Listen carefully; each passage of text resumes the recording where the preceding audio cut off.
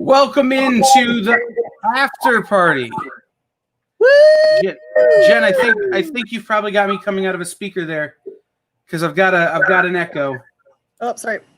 But we are live. This is Nerd Killer Warfare, sponsored by Kingdom of Geekdom, and I'm sorry, Will. I had Will's headband, Will's bandana, because he's ready to fight, just completely derailed me. On just a second, I'm for Nerdicular Warfare. All up in your grill, Kyle. I see you. The fear rending in your eyes. Yeah. Oh, we're already off the rails. But this is the after party for day one of Cadets Con 2020 live online Nerd Killer Warfare. Sponsored by Kingdom of Geekdom and the Woodlands Online. Thanks to those guys for letting us stream on their platforms all weekend. We are here for this. We're here to battle in nerd knowledge. So, Jen, why don't you explain what's happening and what we, how this works and what we need to do? All right, so this is an epic game show, which relies on your ability to argue. You know that nerds like to argue about what would win, this or that. Every game that we play of Nerd Killer Warfare is completely unique. It's never the same in any way because we always change what the two things are that are battling, the people in this case, and what the theme is. The theme for this episode of Nerd Killer Warfare is bad guys and their weapons. The fun part about this is going to be that none of the bad guys and weapons are ever going to match. There's no way that it could happen in any universe because of the way that I've got this game laid out. So you're going to get two terribly mismatched bad guys and weapons versus each other head to head, just arguing away. I see Pat's on. That's awesome. Hi, Pat. Got my orange cream soda here, my L8 orange cream soda. Excellent. We're waiting to have enough to pair off. I think Kyle's going to come back. Kyle and Will, you're going to be pairing off for the first round. Are you ready? Whoever wants to join afterwards. I think we posted. I felt like I needed a libation. A libation to be able to do this. Like Five Guys fries tea from yesterday. All right, I'm ready. That's after my own heart right there. Excuses. Okay. First round. Oh, I should actually tell you the parameters that this battle is going to happen in. It always happens in a different venue. This battle is happening in space. Space, okay. Did you say space or Spain? Space. On the frontier, Kyle. In space. All right. Who wants to have their bad guy first? You know what? I will concede to Will. Give him his first. Give him more time to think about it. Special guest Will. Your bad guy is Negan. Oh my, Negan in space. Space Negan. Space Negan. One assumes that he has a spacesuit. All right, Kyle, you ready for your bad guy? Yes. Space. That's right, it's my favorite thing. Space. I'm ready. The Predator. Oh. All right. The Predator. I guess makes more sense in space because he is spacey.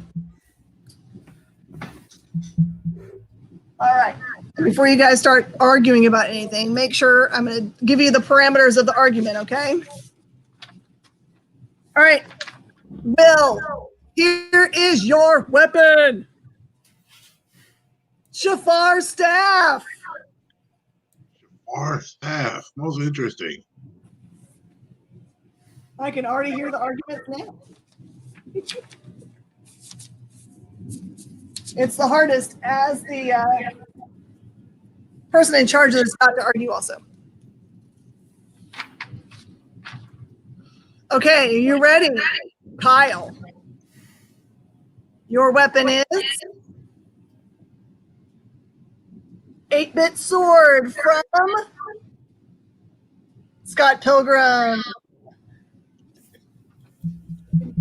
There's an evil X in this battle. I'm so sorry. You've got an evil X sword. Sorry, it's horribly black and white. Go and figure during COVID, it's really hard to find someone to print color for you.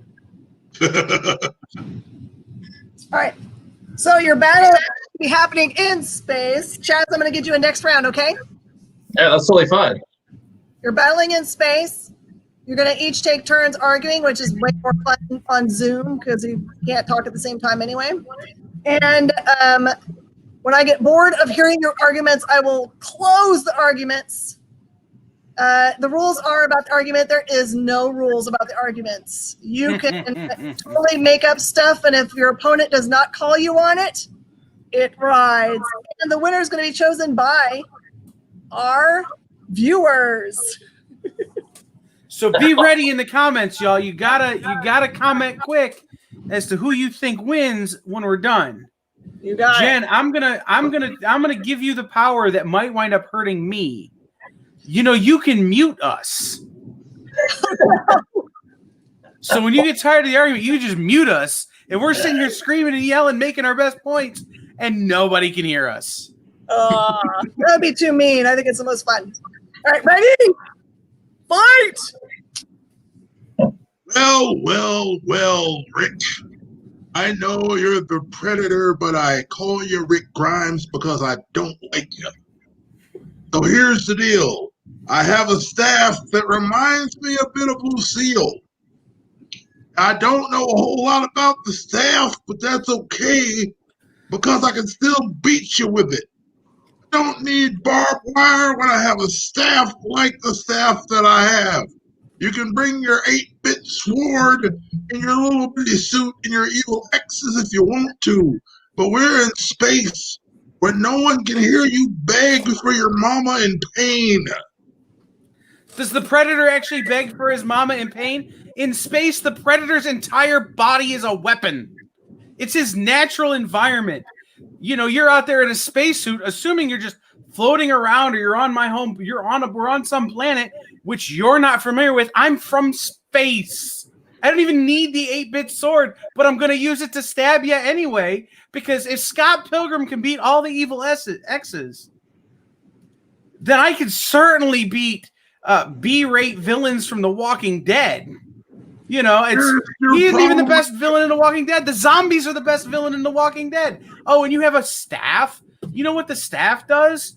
It turns the lead into a parrot. That's what the staff does. It doesn't really do anything. So why should I be scared? I'm the predator. I can see your heat signature. You can't even hide.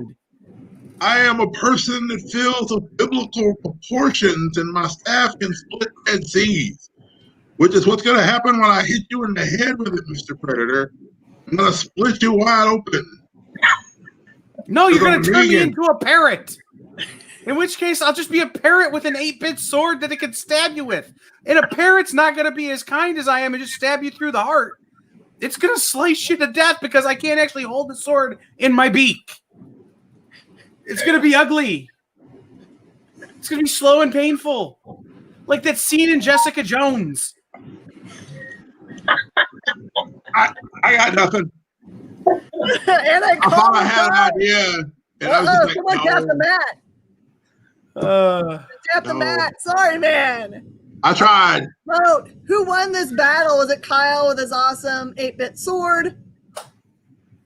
Or could it possibly be what is magic? This is magic. It is magic because every single time it is totally different. Even with a staff that he doesn't know what to do with. So he's going to pontificate for long periods of time. It hopes that the predator will actually listen to what he has to say. Argument is done. Pat calls a Kyle win. What else? Iago with the 8-bit sword. Iago with an 8-bit sword is terrifying. Look, if I could turn him into Iago with Guilford Godfrey's voice, that's even better. Oh, so you turned me into the parrot. Now I'm just going to start yelling at you as Gilbert Gottfried, and you're going to turn the sword on yourself. You know why I'm out in space? You know why I'm here? Because I'm fighting a guy named Negan with a bat. Amanda has played a lot of these games with me. My reference gun goes deep when I'm doing this. Okay, so I'm going to ask you a question. What is that staff actually come with? Is it Jafar's staff? I wasn't for sure. It's Jafar. Okay. He's our man. I think this is true, too. Poor Will was at a huge disadvantage. Yeah. Sometimes the matchup of your weapon and villain is not ideal. But that is by the will of the nerd killer gods. I cannot. I tried, y'all. I tried. All right, first round goes to Kyle. Second round, same team. You guys ready? Uh-huh. Yeah. Oh, and you guys can now, once the argument's closed, you guys can put out what you would have said to try to win if you think that you have a better argument. It's always fun to see what people come up with. Pat's got a good one. I appreciate Pat for that because, again, I didn't know it was Jafar's staff. If I'd known it was Jafar's staff, I would have just been like, I'm just going to turn him into a small, cuddly tiger. Good luck trying to hold an 8-bit sword with that. All I'm right. just going to hit him with the staff. Here's your next round villain. Am I still arguing with Will or am I arguing with Chaz? You're going to argue with Will one more time. All right. Sephiroth. Wow. Oh, That's my villain? Sephiroth. Yep. You spell that? Your villain. Does have the best hair. So far. Hey, wait a minute. I don't think so. All right. Did you see I bet children it was luscious? He's a Well, close. you're You're gonna love it. This is gonna be awesome. You might have a chance because I have no idea who Sephiroth is. Ready. Ready for Nightmare? Fazbear. Killer animatronic. In space. Still in space. In space. Weapon. Cloud has better hair. Okay. Oh my gosh. Oh my gosh. This is a great thing. This is the best pair up ever. Ready? Sephiroth has that music weapon from Kung Fu Hustle. The harpist. It's the harp. It's still like yeah. Sorry, Like Dazzler. image of just the harp. Yeah. You got dudes. I can honestly say I have no idea what either of these things are. Ooh, that's good. It will definitely rely on your ability to just make stuff up. Yes, it is. You ready for your weapon? Get it. GoldenEye! I haven't seen that movie forever. I have no idea what that is. GoldenEye is an epic pair-up. Is that like a satellite? That's a nuke, man. Yep, it's a laser satellite. Mhm. That's all. Right. I'm not giving you any more than that. Okay, Are we still fair in enough. space? We're still in space! Ready? Fight! Well, let me tell you something, Meezy. First thing I'm going to do out the gate is I'm going to come out there with my laser satellite and I'm going to burn your little harpy thing to the ground, see? And then what's going to happen is, brother, once you deal with that, then I'm going to come after you and be the nightmare stalker of all your nightmares and evilness. You're going to end up bald-headed and very, very much in pain, brother, because I'm going to come after you with everything I got. You're not going to be able to play your harp and everything because you're going to be too busy crying with the lasers that burns up in front of your face. See that? Pretty hair, boy. You do understand that Final Fantasy is a fighting game, right? It's what I do every day. All you do is scare little children. All you do is scare children and WWE wrestlers on YouTube. Okay, that's all. That's all Freddy is good for. You got a laser. Ooh. The second the lights come on, which I'm sure I can find the switch. It's like you can't move anymore. That's how that works. Oh, and by the way, I can't the move. music in Final Fantasy. I'm If not I have a riding this musical satellite into weapon, space. I'm twice as deadly. I'm twice as deadly with a musical weapon because the weapon in my game is, You or don't have the to music listen in my to game is so laser. amazing. You don't even Like I know how said, to play it. all Yeah, you do is I'm scare playing. children. To do all sorts of crazy stuff. You don't even know. You don't know the power weapon you have. That's okay. I'm gonna burn you and your sword. It's gonna be bald headed. It's gonna be crazy. It's gonna come up and knock you out. It's just a push button thing. Nobody activates a satellite or a Here's the thing, right? We all know that Cloud has better hair than Sephiroth, so he's already got some sort of complex that What he's does trying hair to have to prove do that he's a with better Cloud? fighter. So he's going to come in angry. He's going to come in ready to go. You Oh, really and don't by know the way, Sephiroth very well, do you? he's going Sephiroth to is come in pretty, ready like, because he pretty doesn't cool. have the best hair. All you are is a furry. All I am is a furry with a laser satellite. In Dude, space. your I'm already character is inherent. You're broken. Like, here's the thing, right? You're not even that good of a furry. You couldn't figure out how to press the button on the satellite because you probably if I push it. the second there's a light on the screen, on the thing that controls the satellite, you're gonna freeze because whenever the lights are on, the animatronics can't move. So you're stuck. What? What light are you talking about? I'm pushing a button for a laser. We're in space. There's no true light anyway. There has to be on the controller for the laser. Figure out Otherwise, if how I would you can know it's the controller for the laser. laser and not the I can controller for regular the button. toilet? You can't tell me that there has to be a light on the button. You don't write the In rules for space, everything's lasers button or controlled. satellites. In space, everything's button controlled. So you got to have labels Button on the control buttons. doesn't mean it has a How are you light going on to it. see it? How are you going to see what it is if there's no lights? There's I a have billion a buttons. button control in my head. I don't need to see a light. I just press the button. Boom. Nah, I've seen that movie, man. It's a Boom. console. You ain't got no boom. You ain't got no musical position. Boom. You ain't got no sword. You're done. You're fried. Like some bad KFC on a midnight trying to eat it for a snack, son. You're All I done. need is a flashlight, and you're done. You ain't even got. You're okay. Sephiroth doesn't have a flashlight, sir. We're gonna bring in more weapons that we already have access to. But can Sephiroth explain? Can he survive in space without a spacesuit? Have you looked at a modern spacesuit lately? Built-in flashlights right on the dome. Laser beam doesn't care about your spacesuit, your pretty hair, your sword, your musical weapon. All it cares about is you are a mass of goo. I need one shot. I don't need to move after that. You want to have my laser light thing on the button. Your arguments have begun to bore me. Good.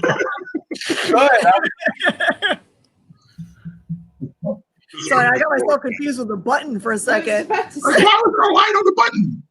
Right, Jen's over here clicking the button. All right, everyone, vote.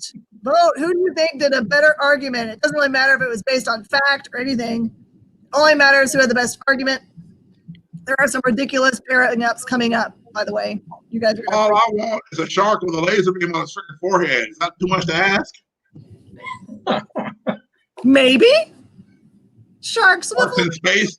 If I got sharks in space, you definitely ain't making it out. But again, I can't bring more weapons into the game, Kyle. who won, Sephiroth or Freddy Fazbear? See, Ship is just voting for himself, I guess, with sharks with lasers. Sure. I mean, there was lasers in this argument, but no sharks. Ship rock Amanda extra thing. Bill won. And is voting for Bill. Woo! Yeah, I think extra points for the fun boys. Yeah, I gotta go pretty fast. Hannah, are you going to vote? Yeah, I'm voting for Freddy. Oh, okay. I don't see it on there. Is Hannah voting? Hannah's here. What? Yeah, I'm right here. Hannah! Me. Hannah, just get in the room. Just hop in. Have your Yeah, you face should- gun. You're on. We're now Hannah active. I gotta. No longer interactive. We're Hannah active. Do you know how to join? Ship voted for Kyle, so it's a split down the middle here. We need a tie-breaking vote. Or multiple votes the other way.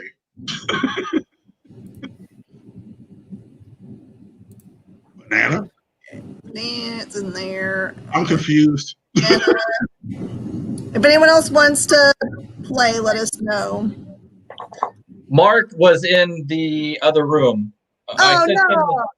Yeah, well, we both were for a long time, and we figured, hey, something's not right. But Kyle updated the link, so I sent it to Mark. So hopefully he'll jump on here in a minute. And for the ridiculous warfare. All right. That's fun. I think. Wait. Are we still tied? Or did We're Han- still tied. Still Nobody's tied. voted any other way. Mine's loading. One for me, one for Kyle. All right, Hannah, did you want to tie break in the room? And it's like, don't put that kind of pressure on me. Wait for another contestant because we got to put Chaz paired up. Well, I can just watch. that's the person between you two guys who won the most. You get Hannah in the room. But where did Kyle go? Oh, he popped out. I gotta pop out. My keyboard is dead. Oh no! I know. So that means he's disqualified, right? So that means you won that round, Will. I don't know if it works that He way, forfeited. but I'll take that kind of victory. Hannah's If that's what he So, Tiebreaker. coming in. It's Hannah! Oh, there's no way to. sure. Don't you just turn off the? Yeah, there's no way to fully mute it. It won't go all the way. No, you're silent. Yeah, it's. Hey, it's It won't go Mark. all the way. Oh, you have to turn off. You won't be able to do it. You're Mark, muted though. all right. Mark and Chaz, you're about to be paired up. Let me take all these things off. So, Mark, you may not have heard. Our battle is villains and their weapons. All battles are taking place in space. So wrap your mind around that. Space. But one day I forget my headphones. Yeah. I don't know how to resolve An it. easy round. The He's easy round. No, because he's muted. He can't talk. He can't. He has zero arguments. I automatically win. This rocks.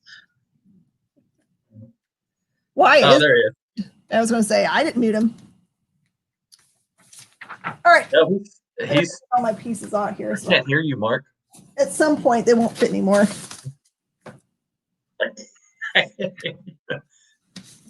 now it says you're People muted being in again. space are fun, I'll have but to also unmute you. hard to win. That is true. All right. See your little picture down there at the bottom? Hit those three little dots. I think you can unmute yourself there. I will unmute. Okay, bye. I win. Forfeit. Come back. Come back. I'll fix it. This is the best one ever. There he is. There you go. You are not muted. Speak. I can't. That's so weird. I can't hear him. That's weird. Turn on your microphones. Yeah, I mean, I can hear everybody else. I just can't hear Mark. You can hear Mark? Not I. Are we doing a mime challenge? That's right. He's just coming in. Mark. Pew, pew. How's everybody else? Fine as far as I know. In the mime challenge, we're trying to get Mark Right in on. with it. Yeah, I can hear Will. I wasn't saying anything. Yeah, right. Well, I'm gonna let if we can't get Mark in, why don't Will and Chaz go? I'm gonna pop out for a minute and go hop into one of the streams for tomorrow, just so I can test with one of our guests tomorrow who wants to check their setup. And I will be back shortly. All right, here it goes. Chaz, Yeah, your villain is. I get a villain. Cool. Oh my God. Your Bill. All right. She doesn't have any powers. I better hope and pray that I don't get like some dog or else I'm gone. Hey, you're done. Watch it be Scooby Doo. There's weirder things that have occurred. Well, it wouldn't be Yeah, stupid right. because he's not a villain. We need a Oh, dog. villain against villain. Yeah, that's right. Cruella is Maybe it's Cosette's an Scooby-Doo. assassin. Hey man, there's the mean dogs from Up. They're villains. Scrappy Maybe it's a Doo. mean dog from down my block. Some people consider Scrappy Doo a villain. Scrappy Doo is he's very evil. He's evil on Hey, the ear. here comes your bad guy, Oh, Will. Mm, Venom. Venom. what? Are you kidding me? We are Venom. Yes. We're in space, and it's not Agent Venom or Space Venom or whatever. Space Knight I Venom. am- It's not. Mark's invisible. What is your weapon? Come in. Here's your weapons. Chaz weapon first. Uh-huh. Oh, great. Yeah. Now, come on, give me something. Okay. Bow to Mega Maid. dun, dun, dun, dun. Oh, wow. You know what? Okay. Yeah. Okay. This is Mega Man Make this work? Spaceballs, correct? I dig it. This might be able to work to my advantage. Maybe. It all seemed bleak until that happened. Well, I mean, I'm just saying there's a glimmer of hope because All right, Will. Your weapon. Freeze way. Oh. Wait. Oh, man. Will is Venom with the freeze ray, Yes. Wait. yeah. and Chaz is Cruella DeVille with what? Mega Maid. From Spaceballs. Spaceballs. Oh, I feel sorry for you, bro. Yeah, no, you should feel sorry for Will. He's your buddy. I need another libation. Ready? Right. Fight. Okay, so do we go back and forth? Or we're just arguing, right? Who's starting it? Will, you starting it? First of all, I'm Venom. We're Venom with a freeze ray. That robot thing, that big gigantic robot that can suck air out of a planet, can't do a whole lot of good if it can't move. And if I freeze it, it's no good. Cruella's just sitting there wishing I was a dog puppy so you can sit there and take my coat.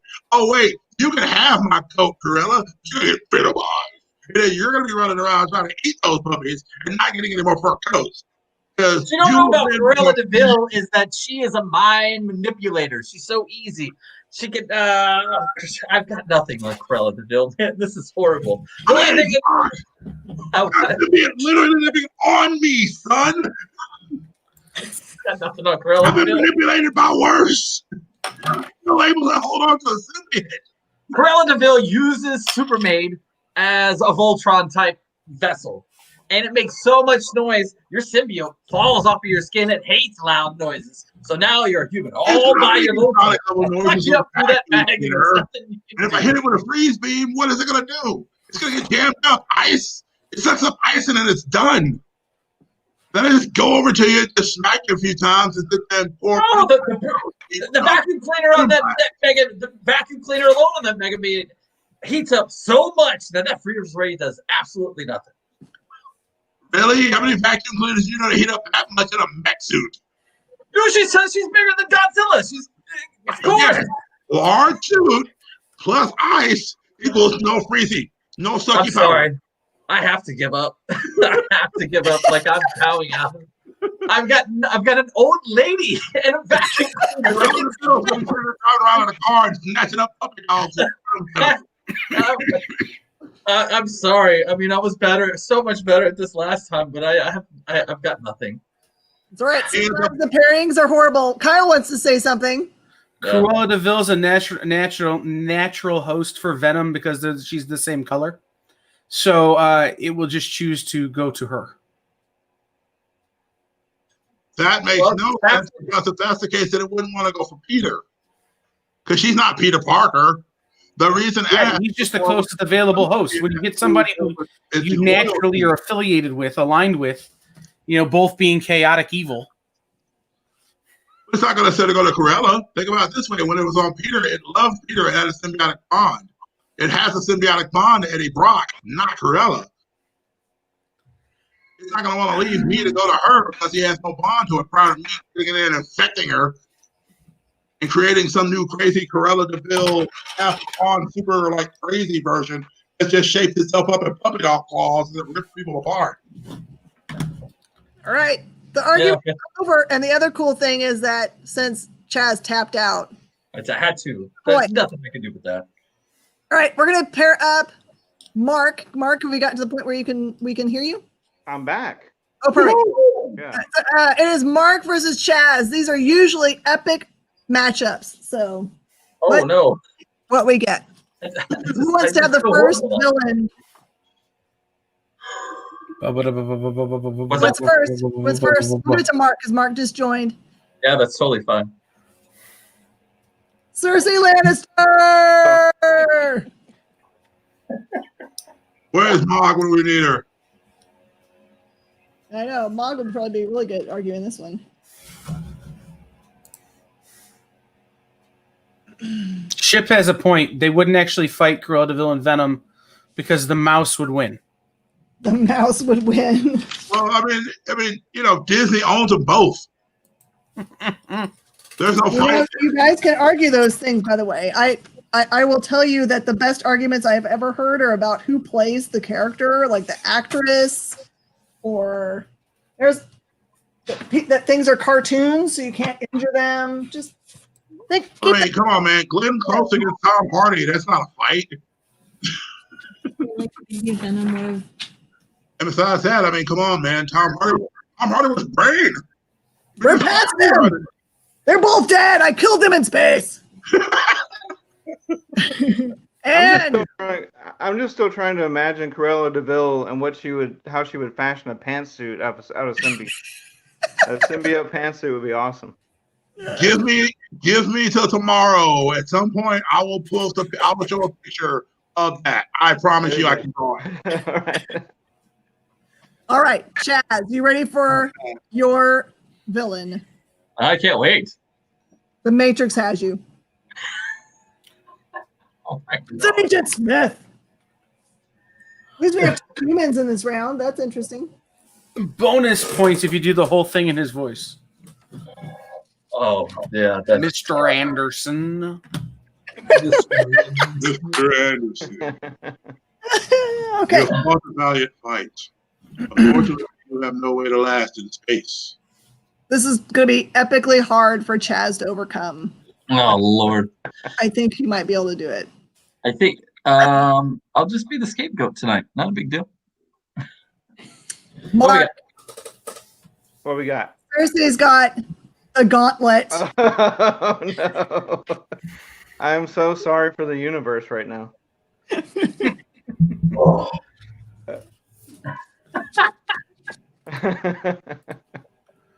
Yeah. That's going to be difficult to overcome.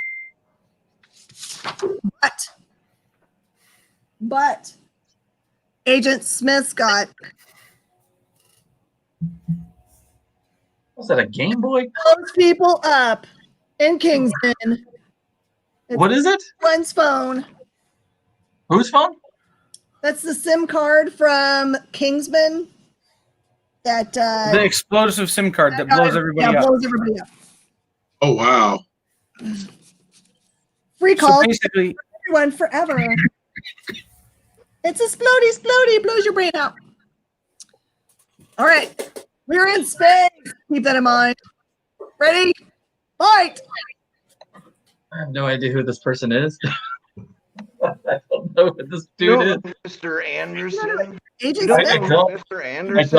I don't. Cersei is. I don't think I should be Tag playing me this in. game. Tag me in. I got one. Tag me Okay, in. good. Yeah, Kyle, you're Okay, tagged in. you guys can Oh, tag. so so if- tag team now? Okay. If I'm here, we're clearly in the Matrix. You know how to get out of the Matrix? You got to make a phone call. Guess what? You try to make a phone call, you're gonna explode.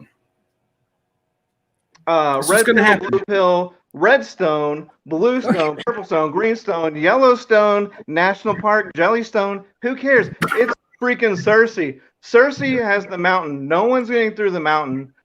She's got that moral support from her brother, which is just look. Get out of the way, y'all. Like I'm telling I you, ask a question? the universe is collapsing on itself because When did Game of this is Thrones the turn most into Friends where they're on the powerful phones all woman the with way time? too much power.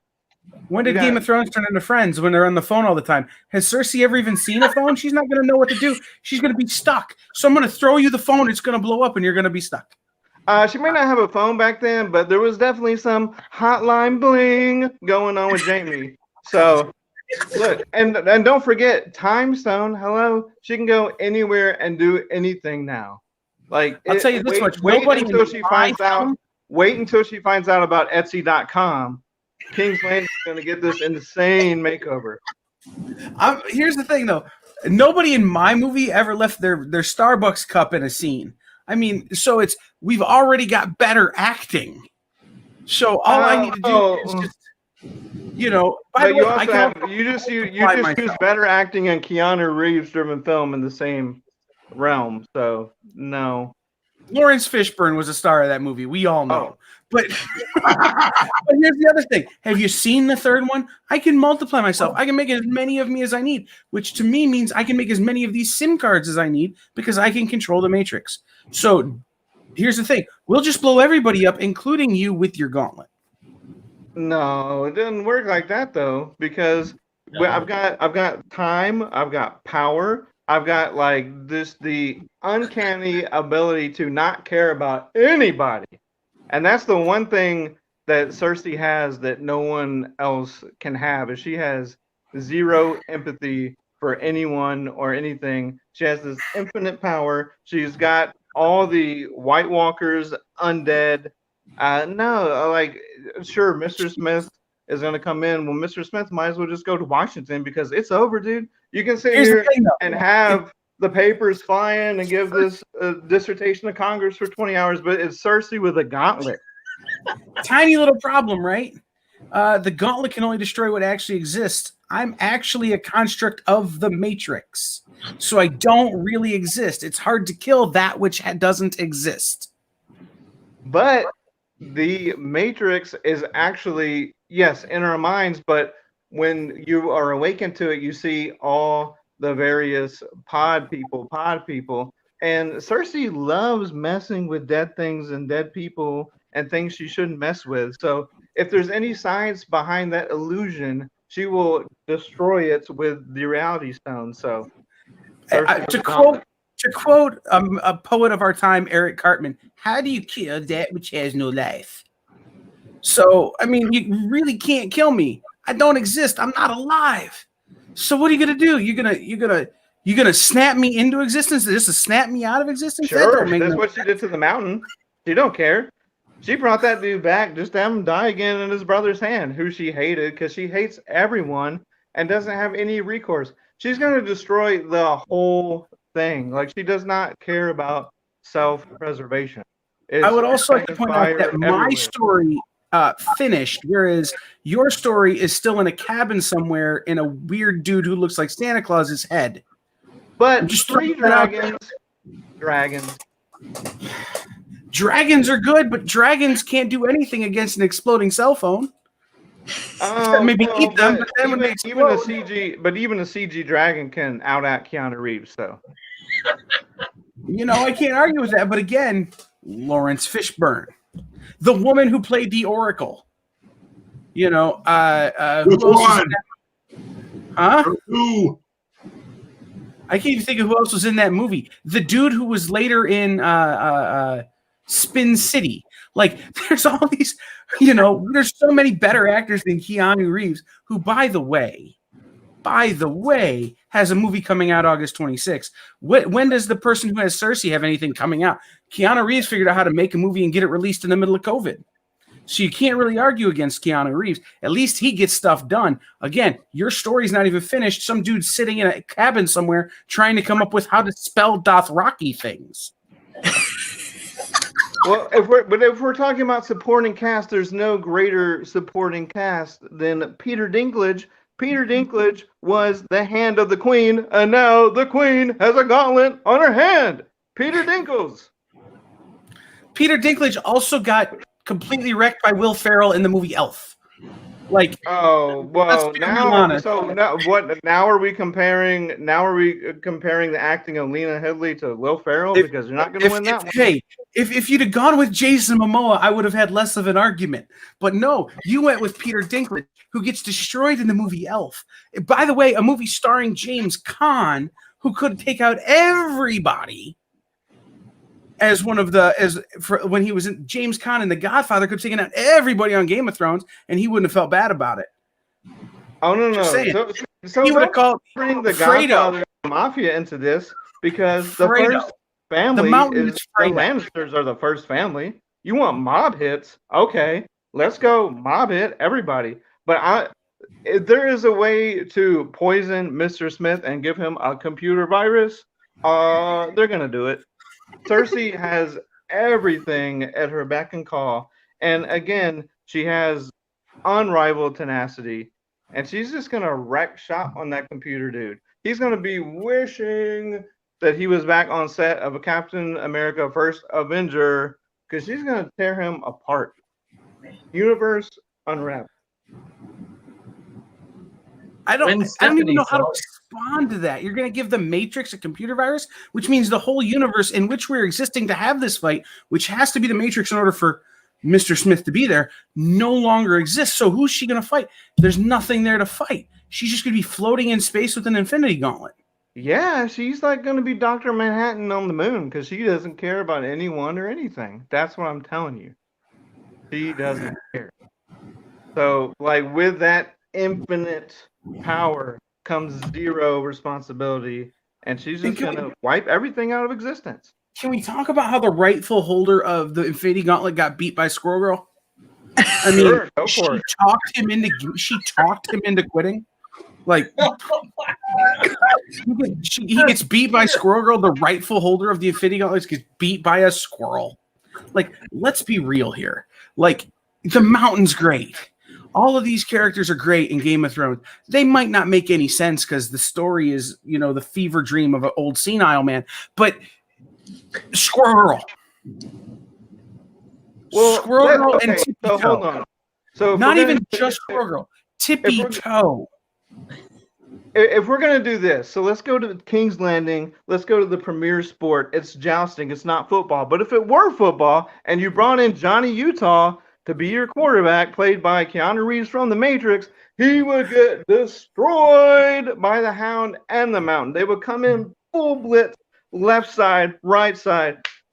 Dunzo. He winds up at a beach, but oh wait, it's not a beach with Patrick Swayze because it's dragon fire burn. Oh, you're going to bring Patrick Swayze into this. You know what he's going to do? Patrick Swayze shows up with Cersei Lannister. He's just going to reach in and pull her throat out like it's Roadhouse. All right?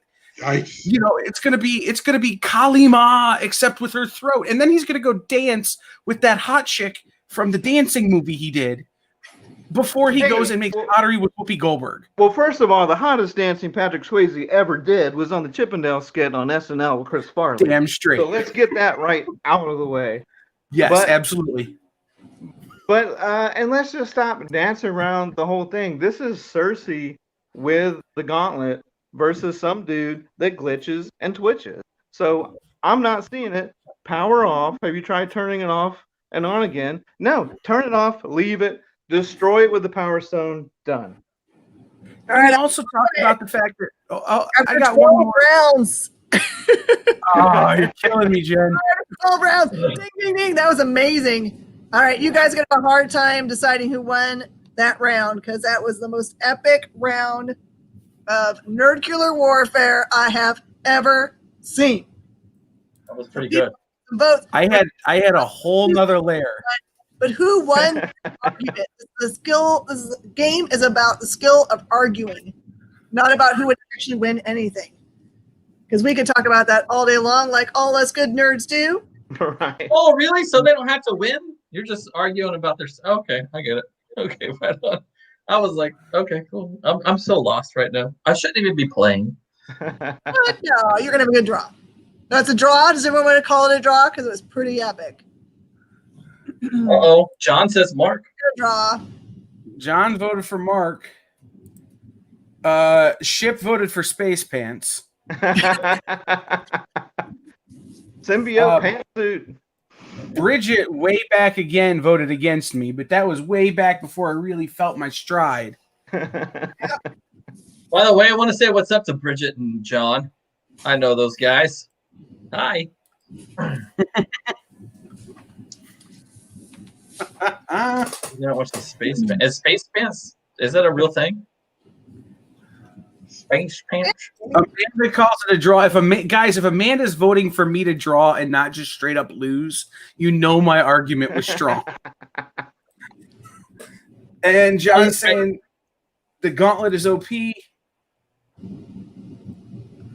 I think you were losing them up until the Squirrel Girl comment, because you drew me right back in on that, and I have to commend you on that, dude. That was great. That was amazing.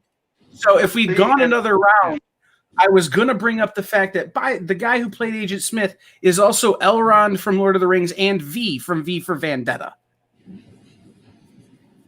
What else has the girl who played Cersei ever done? She's probably like she was an extra in a Kodak commercial back in the day. She opened a tab cola during the commercial. It really is truly like the 6th degree of whatever, because you get to start as far out as you can. I was trying to get to Kevin Bacon. It was going to. It's a draw-worthy round. Winner. All right.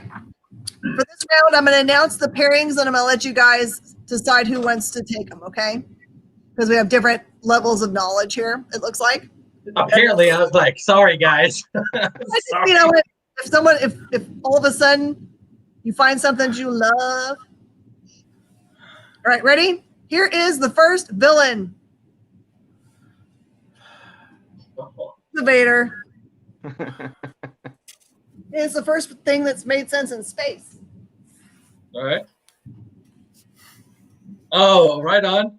Yeah, Kyle, we got it, bro. That's cool. Vader. Kyle obviously likes Vader. Yeah. I'm going to turn mine around. I've got a Rebel lens in mine. No, I'm kidding. I don't. It's just black. Vader might have some trouble against Galactus. Oh, dear. Wow. Either maybe my two favorite characters in Don't argue against yourself. Argue against yourself? Well, he was like, they're my two favorite characters. They're two of my favorite characters, like galactic characters ever. All right, Galactus is going to get. Wait, I got to make sure I do this in the right order. Okay. Galactus is going to get sharks with a laser beam. Yes.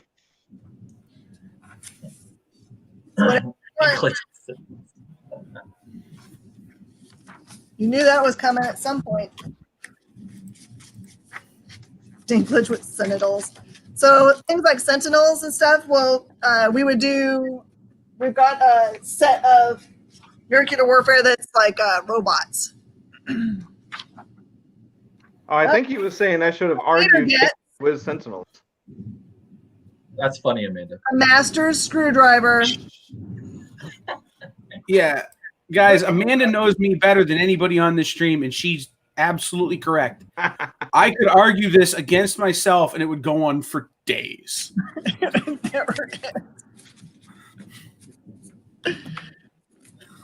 Okay, who likes these pairings? Who's gonna pair up? I'm gonna tap out. Just I know Will really wanted sharks with lasers on their heads. I will tap out on this one because I don't know if I could decide which side I'm on. That's tough, man. That's tough. There should be Will and Mark. It's so. We know Galactus, and I got sharks with lasers with Darth Vader, and then he's got the master screwdriver with Galactus. No, Galactus has the shark. Okay. Oh, that's not even fair. And Darth has the master screwdriver. You know a lot about the You know math. what? That'd be good. I will go against type. I'll take Darth Vader with the master screwdriver. Ah, he's taking the harder. Excellent. All right, All right, who's up? Mark, that's all you, bud. All right, so I got Galactus with sharks and lasers. So what you're basically telling me is a planet-eating, world-defeating dude now has a Sharknado with lasers at his beck and call? And not only that, but his main man, Silver Surfer, with the surfboard zipping around that to keep all the sharks in line to make sure it's all good? And I think that he'll first start to get the munchies when he sees this Death Star and eat that crumb by crumb. First of all, hold Let's on, go. because you can't guarantee that Silver Surfer's going to be there. Remember, we're just dealing with the stuff we got. You can't assume that Surfer's going to be there because Galactus is there. Shark might be the herald in this case. So I've got a master screwdriver and the Force. First things first, I'm going to go in there with the master screwdriver and get that laser beam turned around on Galactus. And then I'm going to use the Force to mind manipulate. I mean, it's a shark. How big is a shark's brain? Got the ball. It died. I'm just going to corrupt that shark. He's going to start trying to eat on Galactus. Galactus is going to be so busy sitting there trying to whoop up on the shark. He's going to have to come after me himself. At that point, again, on a screwdriver, I will have the ability to hack into his stuff and be able to figure out, because Galactus has something that powers him. It sucks up the stuff in the planet. That's how it works. If I can refocus that and I can get that power too, then I got the power of the Force and the power of Galactus particularly flowing through me. That big old head is going to be nothing more than a pop grape by the time the Force and his own power is turned against him.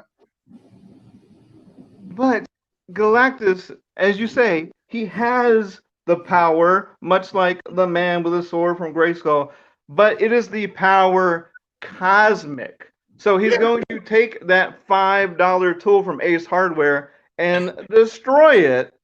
So then the Sonic is no more. And as we've seen, the only person that knows how to construct a Sonic is a doctor. And Darth Vader is no doctor. He of his own creation. How you gonna do that? If he's got a cosmic power shark attacking him with a laser beam, I'm gonna be like Sonic Screwdriver. Where's that laser beam? I'm gonna corrupt his mind, and he's gonna be my shark. I'm basically gonna have two weapons. And then we try to hack the little thing that Galactus has with the Sonic Screwdriver while he's fighting the shark. He's got to deal with his own shark creation before he even gets to me. Kind of hard for a big old huge dude who hungers all the time to be able to hunger when he can't breathe. I'm pretty sure all I need is a bigger arterial vein or like choke out with a Force. Then what? He just passes out? The problem that we're having here is that we're not seeing the trees for the forest, because obviously the sharks with lasers are symbolic of Star Wars jumping the shark way back when with the Star Wars Christmas special. And if that wasn't enough,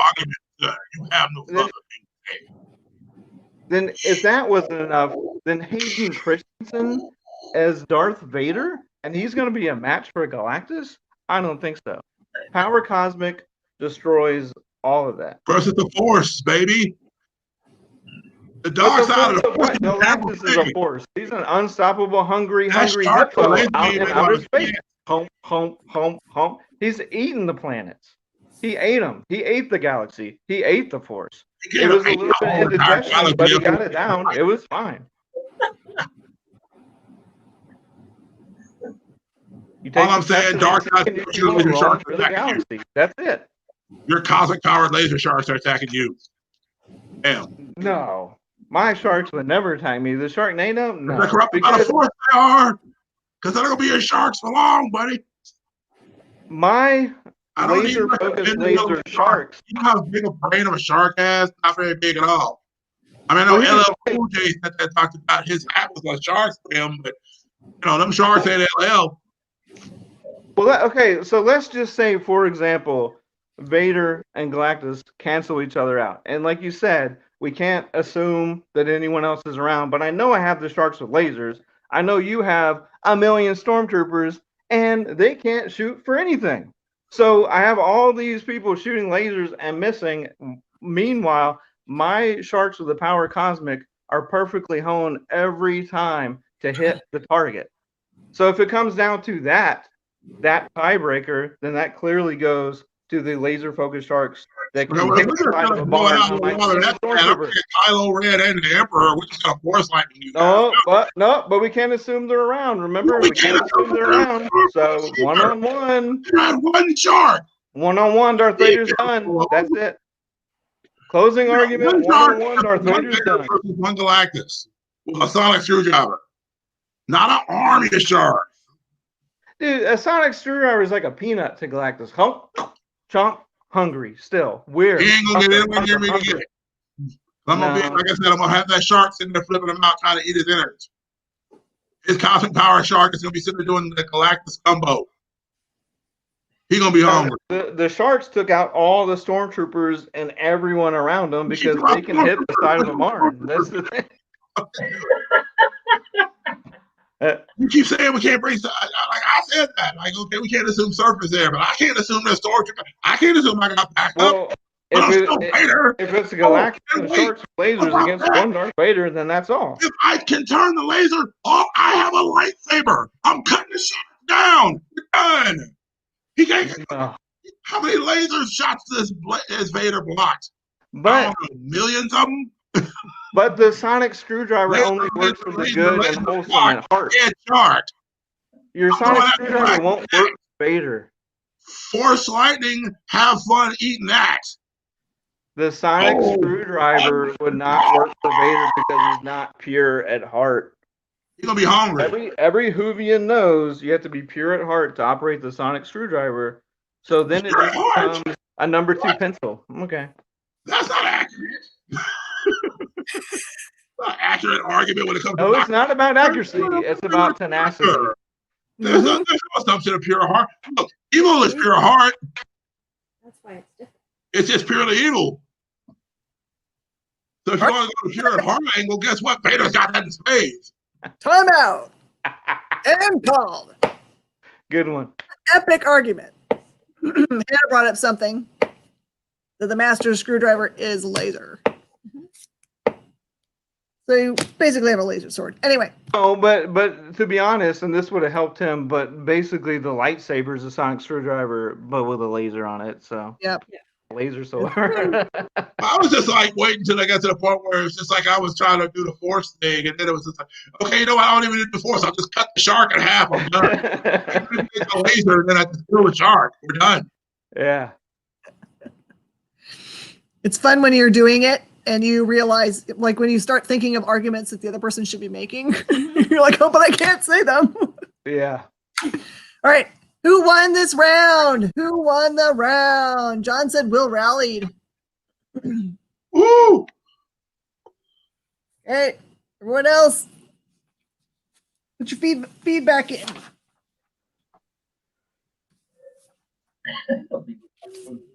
Harry's boobs out of his boobies. That was fun. We've got enough for one more round of this game. We can play another game of it if you guys want to, if you feel like you want to hang out. Because I have my cars and drivers set up if you guys want to do that. Well, someone else tap in for this one because 2 in a row. I need a break. All right. All right. Kyle, but Kyle is taking a break of some sort. Yeah, the dude's been on all day, huh? He'll be back. Yeah, he's been on since we came on about 8 something this morning. Yeah. For our first round. The schedule, yeah. Wow. So apparently, I'm just way better at this, like live in person. But it's true. You like had it. Huh? So had some good matchups before. So it's kind of like punk rock. You got to be fast and loud. That's basically. Right. I want to hear Chad and Mark argue. No matter what comes up here, you guys are going to be arguing, okay? Because you guys. Okay, so you're making me do 3 in a row. Okay. Yes. Because this time. You signed up for it. I did too. Hey, man, here's a win in your corner, bro. All right, Mark, you have But Sauron. Oh, He has the I'm ring. already asleep. Come I'm on. like the worst nerd ever, I swear.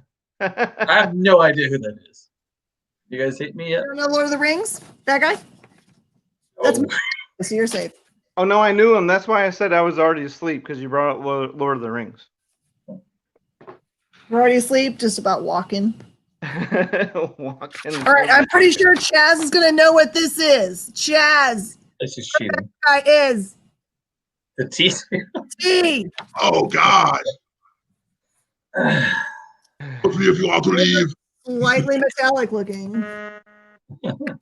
See what ridiculous weapons we've got. Oh, my lords. Super exciting. Sauron has Zorg's weapon. Oh, right on.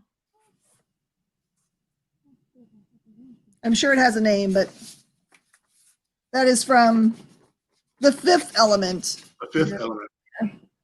Oh, I thought you said Zerg. I was like getting all excited about Toy Story. And I'm kind of glad that this didn't go the other way because it would have been really bad. It would have been the epic matchup. But the T gets What? yellow ring. What was that? It's the yellow ring. Oh, the yellow ring? Sinestro's ring. Yes, I know what that is. That would have been too much on the nose and it gone the other way. Yeah, if it went, it would have been bad. Yeah. I would have been like, oh, we're just starting over. I know, right? All right, ready? Fight! Why did I sign up for this? So I win because you're tired of walking. Aha, but here's the thing. Sauron has had the uncanny ability to keep people awake and interested for a 10-hour trilogy. I'm not one of those people. What's that? but Who? For Who's awake most, during these films? it works. And hey, if we're talking about rings and the capturing of rings and the melting of rings, I have the ultimate ring. Sauron has this in the bag, or the volcano, as it were. That thing's going to get burnt up. And then you're going to be left with nothing but a robot, which is going to get burnt up. So, dragon thing, eye, lasers, lava, Sauron's got this. The yellow ring, I can protect myself. I get a yellow bubble. I get to float around and stuff. Shoot you with yellow laser beams and big yellow hammers. That's all I got. But I have big volcanoes with big lava, with a big dragon, with a big eye, with big laser focus, and people who are not afraid to walk and walk and walk and walk until the job gets done.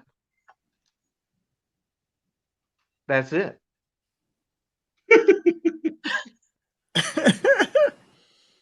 Force field, you can't break my force field with lava.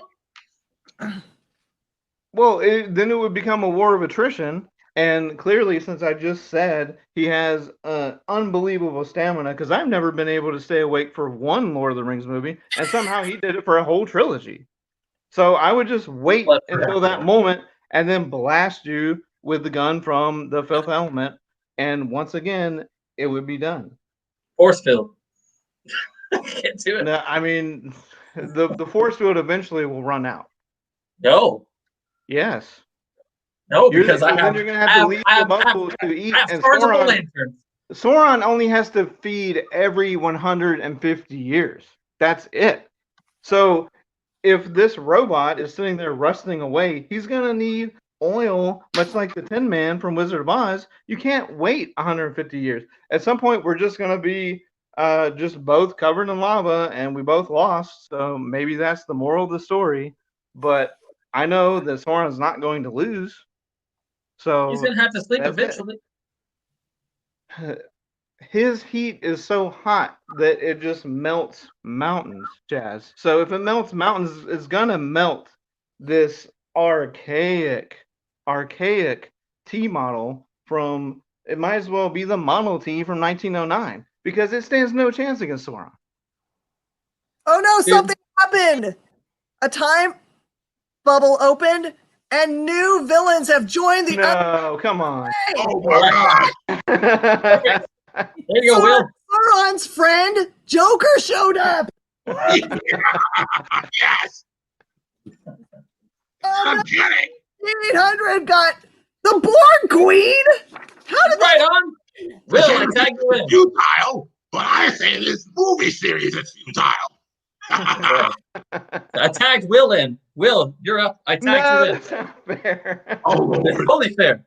All right, so I've got Yellow Lantern and who? Yellow Lantern Ring and what? The Borg Queen. Borg Queen Borg and Queen. the 800. All right, first of all, it's the Borg Queen. Screw that noise. I don't even care about Sauron. You know why? Because the Borg Queen is going to assimilate you. You're not going to be able to foster fear or anything else when you're just assimilated and controlled by the board. Your tech, your basic armor and a body. You can be as evil as you want to. I'm still going to assimilate you. You can sit there with your gun. You can go shoot up a car and the rest of them for me. That's how that's going to go down. I'm just going to touch your body. You're going to be sitting there all glitching out and stuff and not knowing why. You'll be running around like Exterminate off of Doctor Who, except they're not going to be saying anything. Therefore, the battle goes to the Borg Queen with her Yellow Lantern Ring. She don't even need the Yellow Lantern Ring. All that does is feed off of fear. She can throw constructs if she wants to just to hold you down long enough to make contact, and you're good.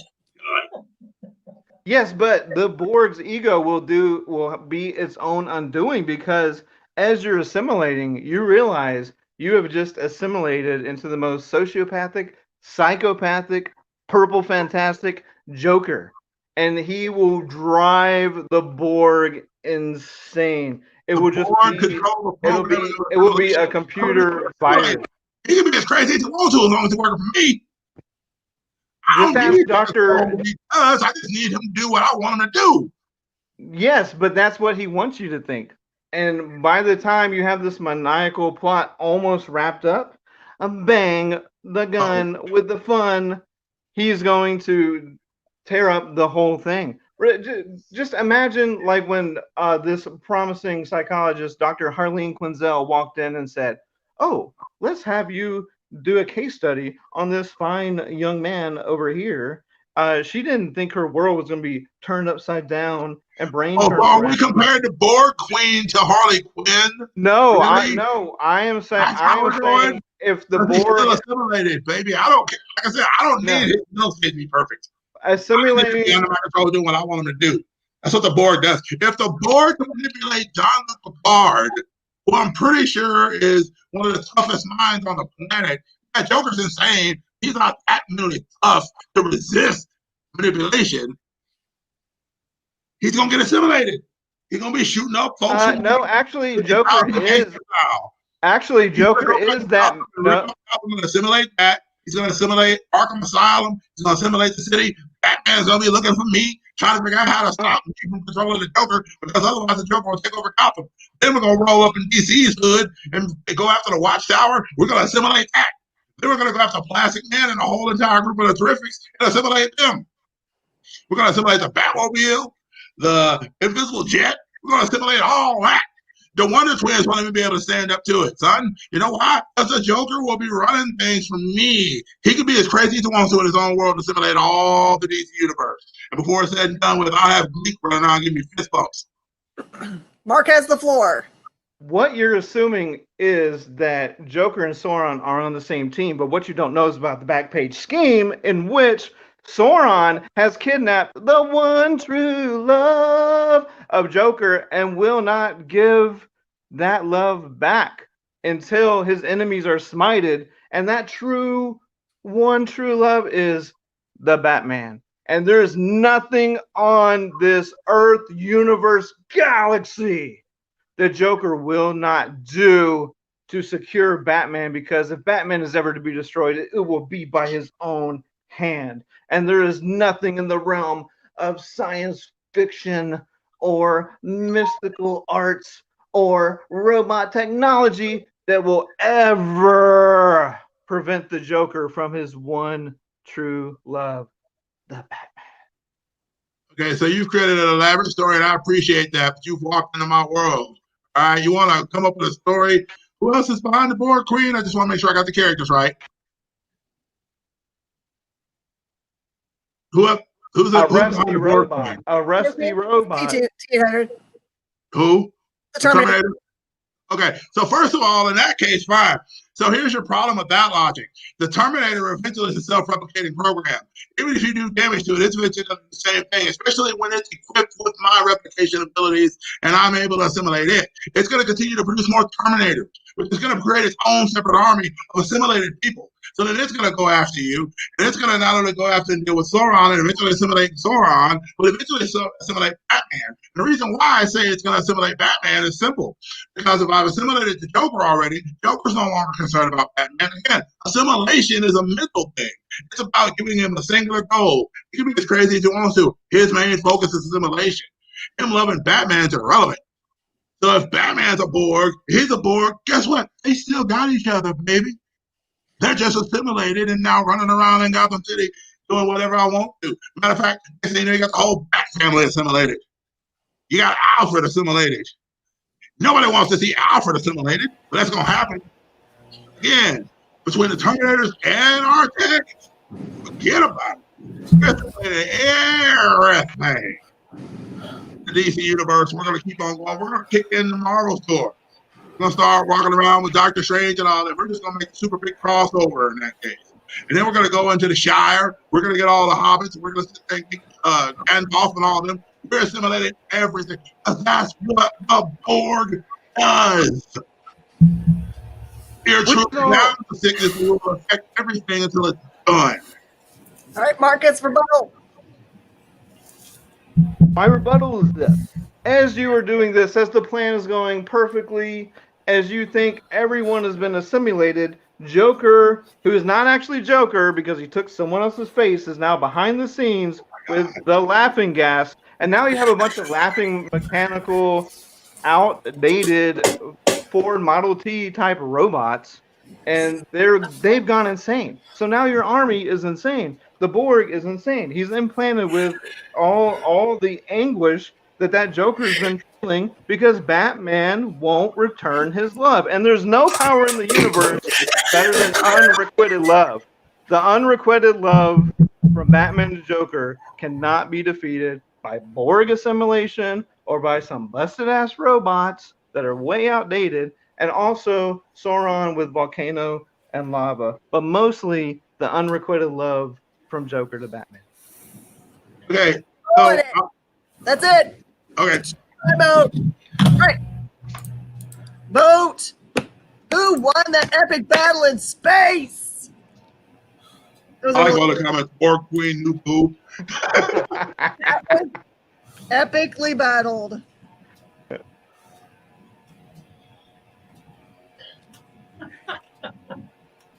John, what do you think? John was putting all kinds of good arguments out there for you guys. Yeah, John's a big old nerd. I like John. He knows his stuff. I'll tell you that. So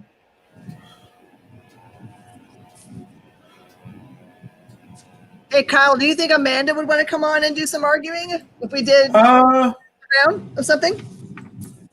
Maybe. Let me see.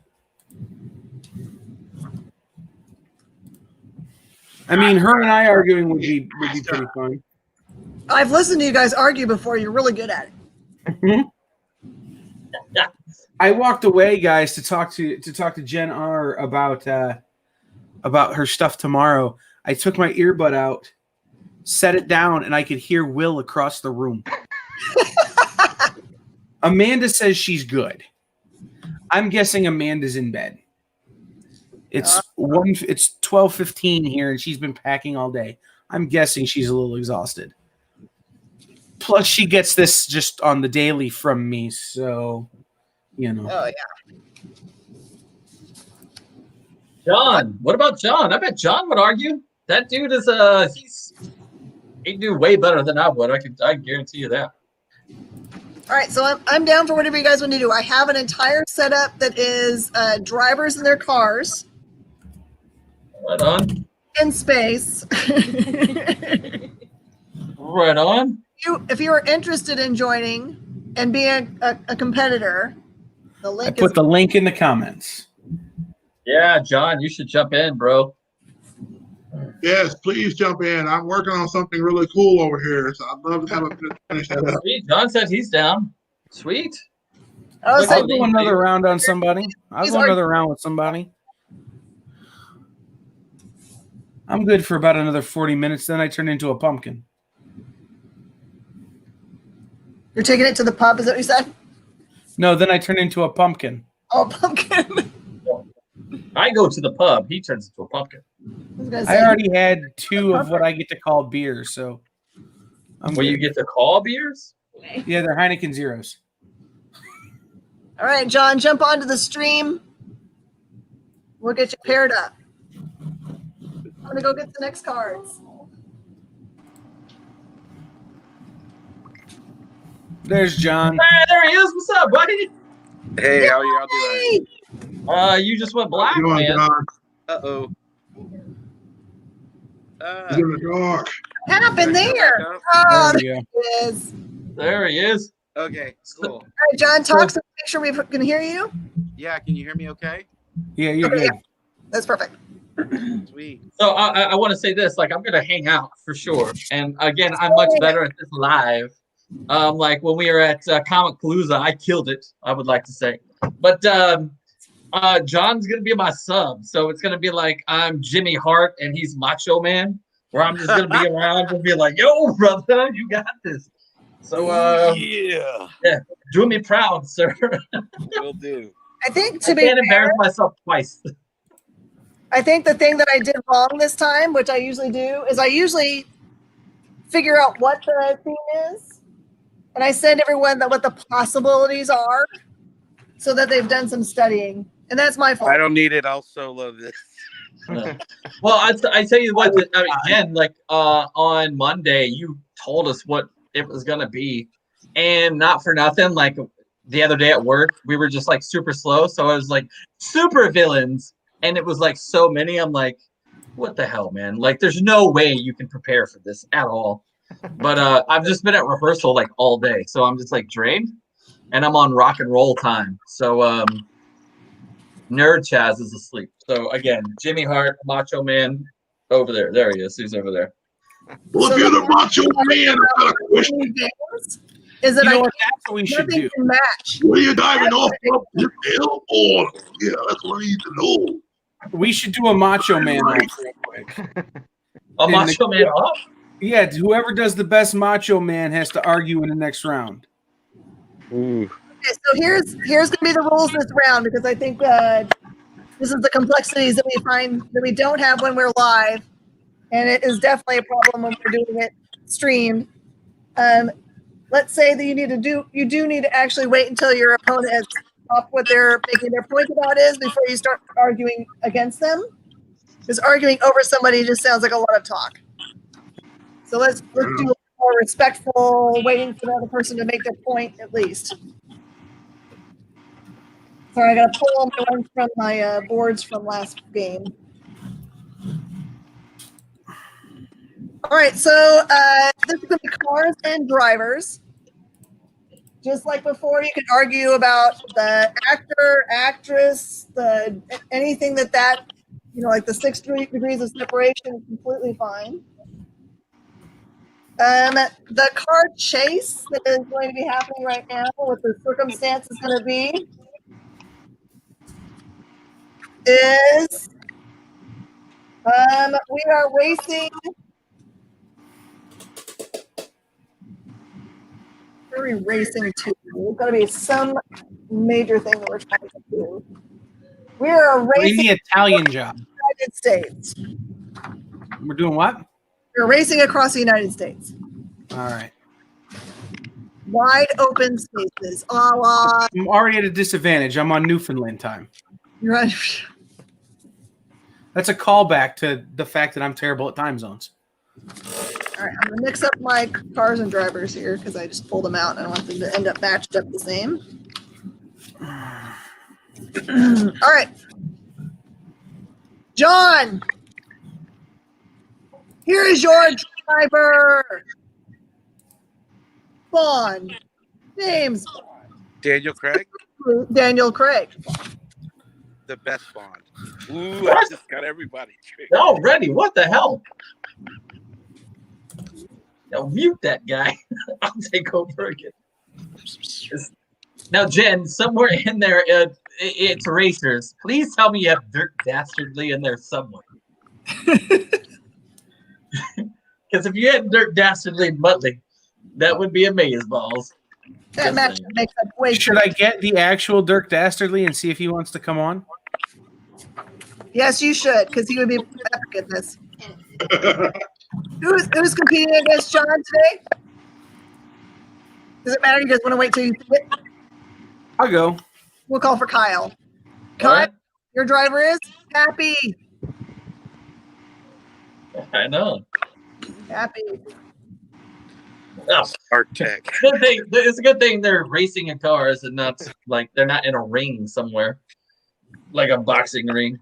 Hey, I could argue that too. You can argue anything. I've read a man's comments. Well, because I'm gonna save that little morsel just in case I As you need should. As you should.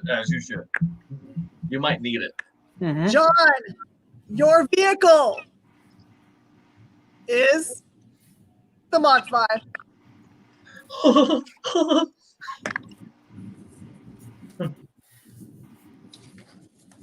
Oh, I'm super jealous about this next matchup. Oh, right on. That's awesome, Kyle. Kyle, your vehicle is The vehicle from the Beverly Hills. Ah, That's freaking rocking. that reaction is everything. Kyle, like, yes. Right, I mean, it's a cool car, but across the country and drive. John, why don't you go ahead? I'll let you go first. All right. Well, so you have Happy Hogan, whose whole job it is to drive around a guy who flies. So is his job really driving? His job is more like cleaning up the messes. But he's also in Speed Buggy, which doesn't require driving because the car itself is sentient. So it doesn't need to know which you've got to drive the Mach 5. Speed Buggy will just go the most direct route. Oh, and by the way, not really concerned with terrain as it's a sand buggy. It just goes over stuff. Keeping in mind that this is also the guy who's figured out how to transverse the landscape of the planet where the Mandalorians are. Like, let's be real. This is Jon Favreau. The reason we have a cinematic Marvel universe. You think he can't figure out the most efficient way to get across the country? Of course he can. He's going to get in Speed Buggy, and he's going to be like, we're going to go this way, and Speed Buggy will just drive over things. Because it's also Hanna-Barbera, it will drive up and down the sides of buildings. Because Hanna-Barbera doesn't care about gravity. You've seen that when things run off cliffs. I'm just saying. So you've got Happy Hogan, who doesn't have to really drive that much. oh, what? It was like, no, I'm sure it was something that's messed up. I'm sure his internet went out. Well then. I was on a roll too. There he is. He's back. coming back. Guess we'll need to connect the cam mic before I can add them to the stream.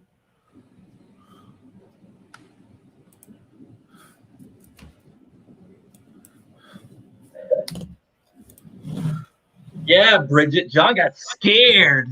He went to you for comfort and for love because he's crying in your arms right now. They're married, by the way. All right. So where was I? Oh, yeah, we're driving up and down the sides of buildings because it's Hanna-Barbera and they don't care about gravity. You have Happy Hogan, whose job it is not really to drive, but to clean up the messes that Tony Stark causes. And he dropped again. So I'm just going to keep arguing with myself. Plus, keep in mind that that's Pete from Friends. He was Monica's boyfriend who was a bazillionaire. Okay, who quit a giant tech firm to become the ultimate fighter. So even in the case where Daniel Craig wants to fight, you've got a trained Ultimate Fighter. He wasn't great, but he's at least trained on Friends. So you've got Jon Favreau, who's the closest thing you have to a real-life Mandalorian at this point. I'm just saying.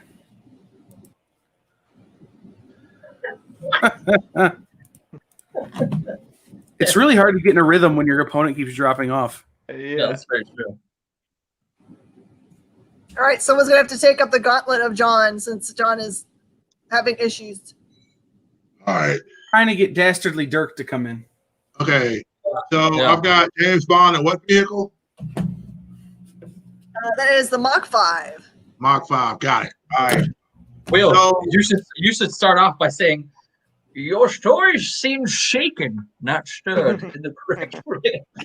First of all, I'd like my drink shaken, not stirred, because You want a watery martini, huh? I'm about to put this whooping on you real quick here. First of all, did you ever see the movie Speed Racer? Because I got car food. You don't. Okay? I have a button. I can press it and allows me to do anything. All right? I'm talking all terrain. I'm talking flips in the air. I'm talking shooting missiles. I have to race against Racer X in this car. And I'm James Bond, which means I'm used to driving fast cars. I understand Speed Buggy can go all terrain. I don't care. So can I. Because all I need to do is push a dial button and I can do whatever I need to do. Because my car literally is Batman or Superman. All I need to do is think of what I need to do, know what it does, and I can do it. That's the way the Mach 5 rolls. I can throw Chim Chim in the back at you just to make sure you got a buddy while you're losing. And the little boy whose name I can't think of, it rolls with Chim Chim, okay? I can throw them both at you and be like, bam, how you doing? You got friends, and I got a 50 miles head start. I'm rolling, baby. But here's the thing. You might have all that, but remember, Speed Buggy is a sentient vehicle. It's basically cartoon kit. All right? It's the Night Industries 2000 with a dumb design. All right? It's cartoon version. So you might come up with all this stuff, and it's just going to be like, oh, he's pressing that button. I'm just going to ignore it and move the other way. You're not going to be able to hit him. So it's Speed Buggy driven by Happy Hogan, who, by the way, is a rich military history before he goes to work for Tony Stark, if you read the stories. So now all of a sudden you've got James Bond, who's a spy, who, by the way, is sort of buzzed all the time. So drunk driving, really? You're going to promote that?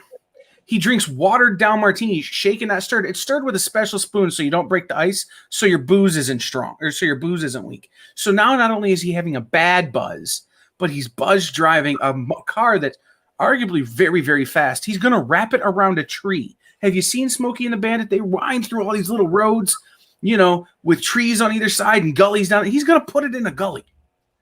But Speed Buggy just goes over that stuff. Because, again, it's a sand buggy. I got you. I see your qualified skills, but I raised you with a flat tire. So I don't care how much Speed Buggy can all-terrain vehicle. If he gets a flat, he's still gotta change that puppy. I got auto and so flat tires. All I need to do is push it, pop off a tire, put another one on, and I'm rolling. Have you seen Speed Buggy? That's going flat. Speed Buggy doesn't even have any tread on the tires. They've been flat since 1967. It doesn't matter. Speed Buggy is like Herbie the Love Bug. They don't need actual wheels. The demons that propel the car are what do the work.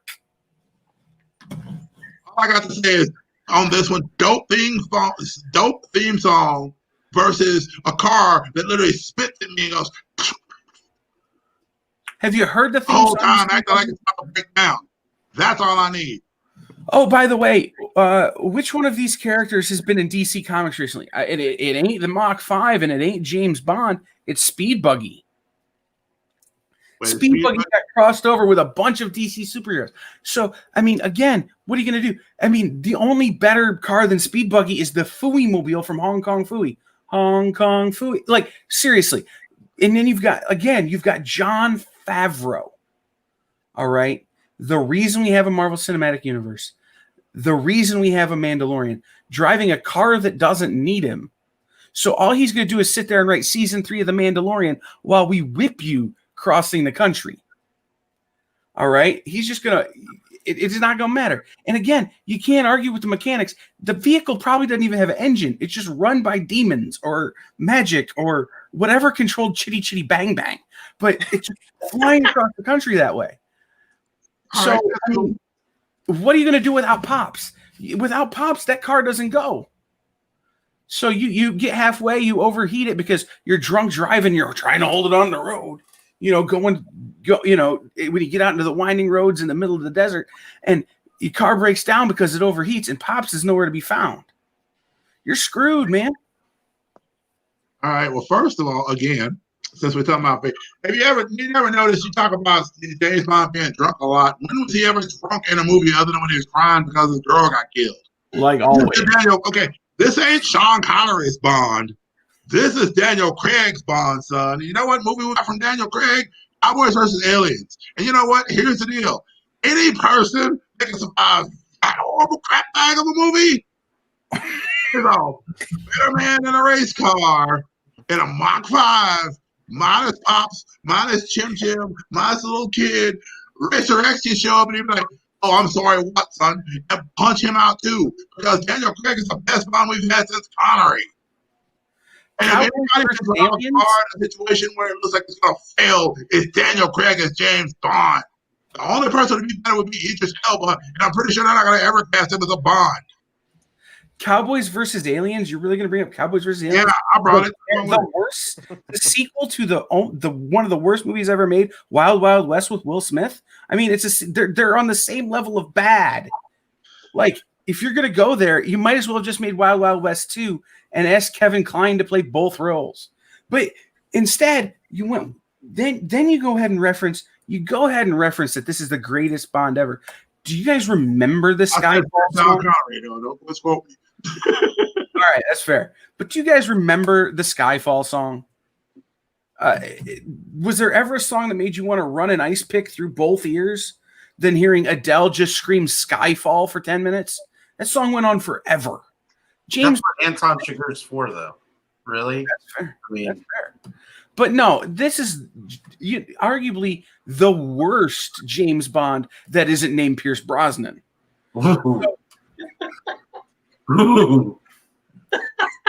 the worst James Bond that isn't named Pierce Brosnan. Well, this James Bond does have technology and it's not from the 60s, right? Yeah. So he gets MIS to just go find one tweet that Favreau made 12 years ago, and Disney cans him. That's fair. But here's the other side of that, though. Daniel Craig, again, The Mandalorian's still coming out. Stuff Jon Favreau's working on is still coming out. James Bond is indefinitely postponed because of COVID. Guess what? That's the same as getting canceled, but not for doing anything wrong, but because you couldn't wear a mask. I mean, I'm just saying, Jon Favreau is Happy Hogan. He's got access to all the Iron Man suits, which have built-in masks, because that's the whole point of the Iron Man suit. So, again, I don't think it matters who's driving the car, though. I think it's the speed buggy because it's fast, it goes everywhere, it's possessed by demons or magic or, some other kind of madness that makes it go. Oh, and by the way, have you ever seen its headlights move? It's creepy. It's going to freak out whoever's driving the Mach 5 when it's just kind of driving by staring at them. The eyes follow you. It's going to creep out and cause them to crash. We already talked about James. End of the argument. All right. I don't know who all's watching if anyone wants to vote. Clint, are you still on? You want to vote? Bridget, you want to vote? John, we're going to give you a new matchup, okay? So you Sorry get to about that. I switched to PC. The phone. Yeah, you're good, man. And that was it. That was a good one, though. That was great. My biggest problem is I couldn't think of other Daniel Craig movies that reference it better than Cowboys versus Aliens. It's fun, though. I don't know if there are any. Man. It was a fun movie. You could have done I could have referenced Knives Out, but I've never seen the movie. So I really couldn't reference anything with any, Layer Cake, maybe. That was a great movie he was in. If you would I forgot talk about Joe Bang from Logan Lucky. Yeah, wasn't he in Logan Lucky? Race car driver. Joe Bang. No, he was a bank robber. Oh, okay. He was a Southern gentleman. Hey Jen, I gotta work early tomorrow, so I gotta take off. But right. thanks for doing this, and Will and Kyle, great arguments, and Chaz, I will see you soon, bud. So y'all have a good night. Take care. And thank you so Later. much, See Mark. ya, on Mark. this Thank you. argument.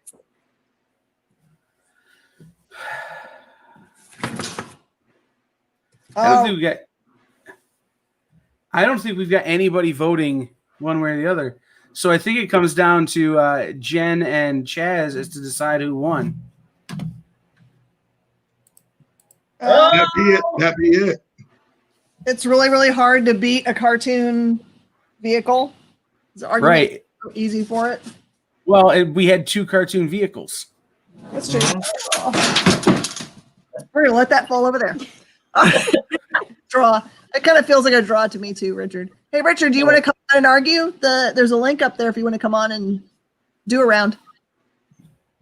Richard would be good at arguing. He's Shit. been messaging me about how he's going to save his talents for when they're needed. Well, it seemed needed. Come, Richard. I mean, there's just us in a room hanging out and playing a game. So Mm-hmm. come on. Richard, don't take your challenge to South Beach. Come on, bro.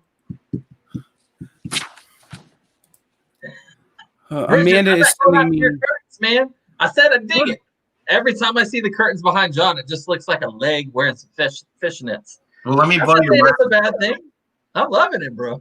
Damn, Rick and Morty. This is the strongest shirt I have. It's a Rick and Morty shirt. I love that shirt. But your curtains are amazing. I'm just saying. Your curtains want me to pay them $20 every time I hear a song. You know what I mean?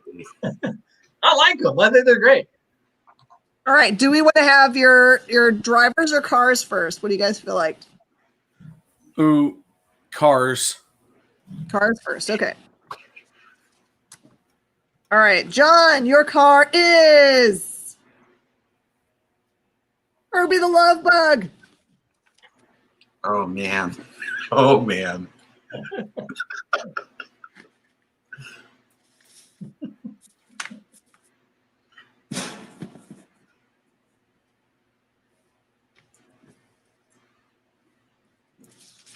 Chaz, you're playing this round. All right. Sure, why not? The General Lee. Oh no. You're screwed. If Twitter has anything to say about it, car gets canceled before the match even starts. It just got deleted by love. You know that's coming. John, your Volkswagen Beetle. John Wick. Yes! Oh, come on. Policy show!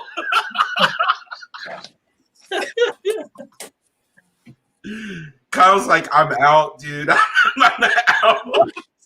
No. I don't know how you beat that. Just give me a pencil, it's over. The General will be driven by Dom Toretto. Oh no. I hate life. He lives in All right. a mile at a time and he's going to need 8 of those vehicles to get through this episode of the show.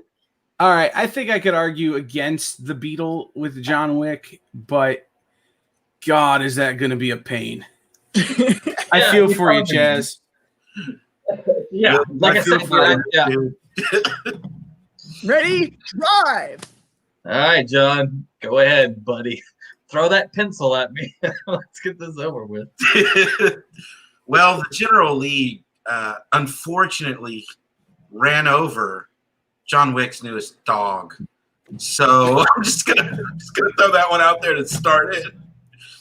And ever since the love bug has been chasing down the General Lee to obliterate its hate, and that's what I've got so far. We've run over a John Wick dog. It's kind of my premise to kind of set this up. It's going to get ugly from there.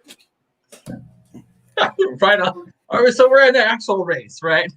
So An the light actual turns race. green. I step on the, I'm sorry. The light goes red, yellow. I pop in some 2001 Slim Shady. Turns green. I press the gas. Leave you in the dust, my friend. I mean, this is American Muscle we're talking about here with Mr. That is true. Then I slow down just a bit for you to catch up and then hit the horn. Whatever that is, the horn. And then I press the gas again and leave you in the dust. Is it the daylight or is it not the daylight? Are we racing at night or day? It's a cross country, so you're probably going to get both.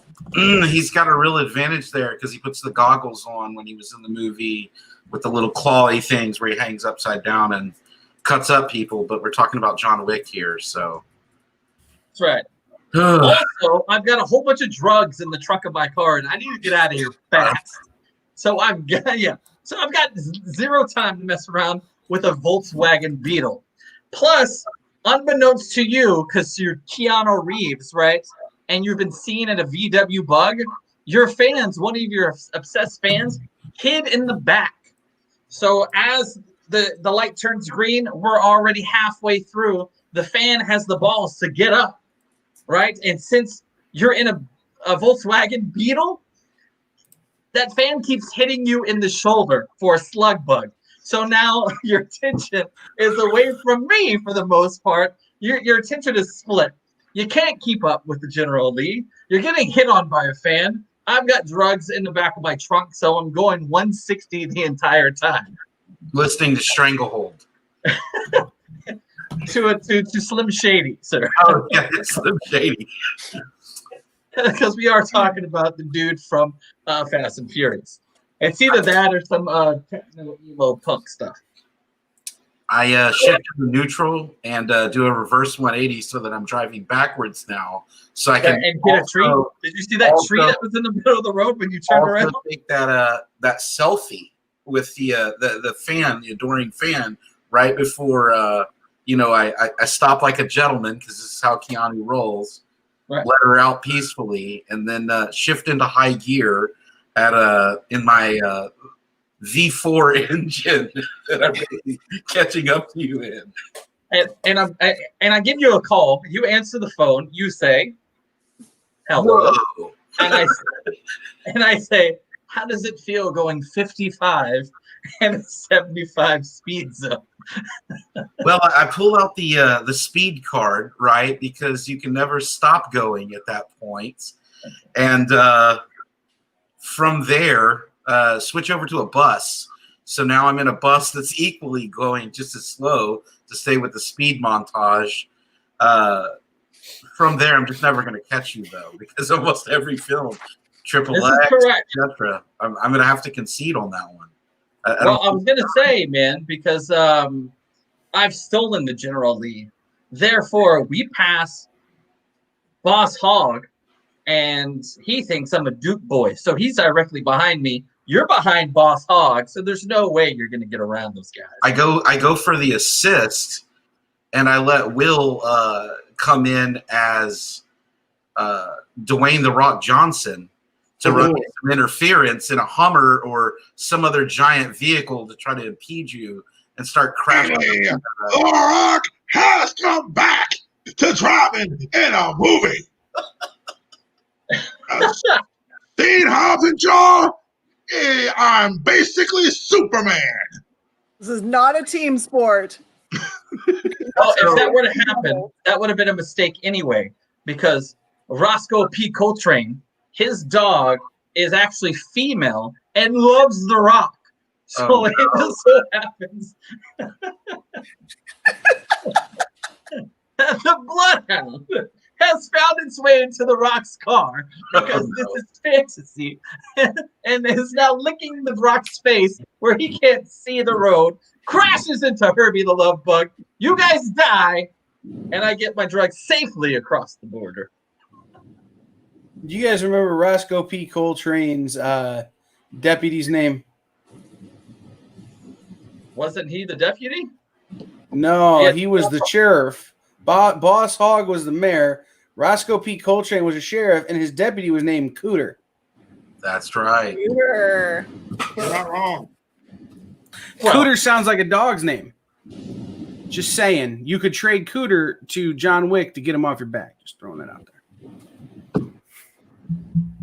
Give him another dog. That's tough. Mm-hmm. Slows down to a stop, takes more selfies with the adoring fans. I don't Are you know. ready to I vote? don't know how the General Lee loses to the love bug, but that V4 engine, it's tough to overcome. I would also vote. I would also bring up that Fast and the Furious is not the best driving Vin Diesel has ever done in a film. We've all seen the pacifier and the things he can do in a Chrysler minivan. Triple X as well. Mhm. The fact that Lindsay Lohan would be chasing John Wick to get her car back.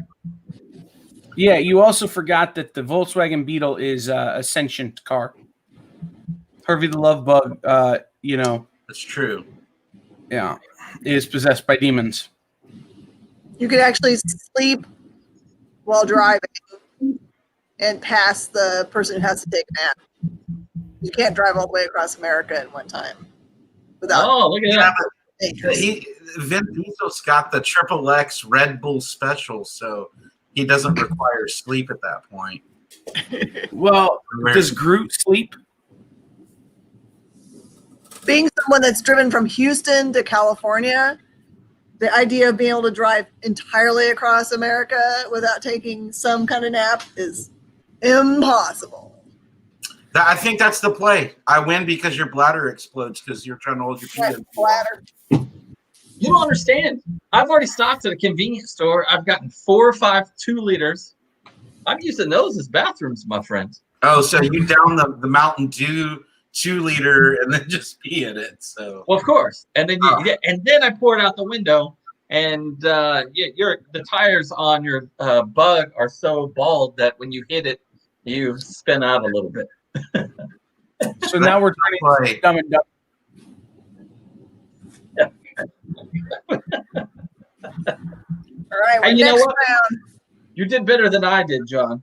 I would have just quit automatically on that. So How about like I this, did Jen? earlier. 10 minutes. It's 10 minutes to midnight there. 10 minutes to 1 here. Let's Lightning do one round? more. You call it? Yep. Lightning round.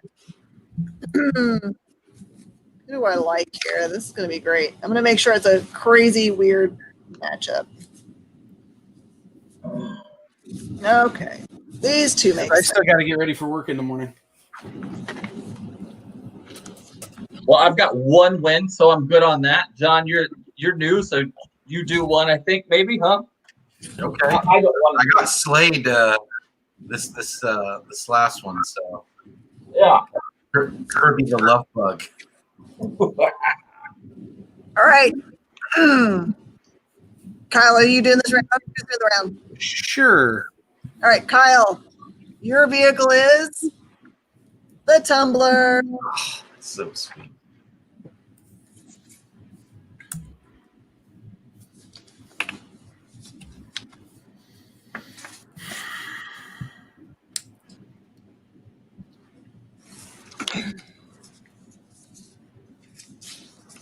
Make sure it's equally as difficult.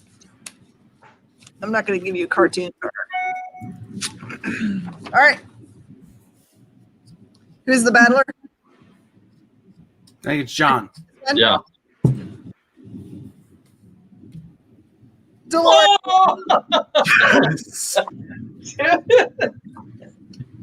Trope time. Dude, that is awesome. All right. The tumbler is being driven by Baby Driver. Right on. I will Right take on. another driver, please. I can't stand that kid. You don't want that kid? Yeah, Fine. You get Burt Well- Reynolds. I'll take it. Classy. You got the bandit. The Bandit and the Batmobile. All right, right on. But watch out. I would watch that movie. John's yeah. got Furiosa. Oh, this is interesting. Do you want to redo since Kyle got a redo? Yeah, do you want a different driver? I don't know. I think I can make a pretty plausible argument for All right, cool. You like that? Okay. And drive. Go ahead, John. Well, we're living in this wasteland.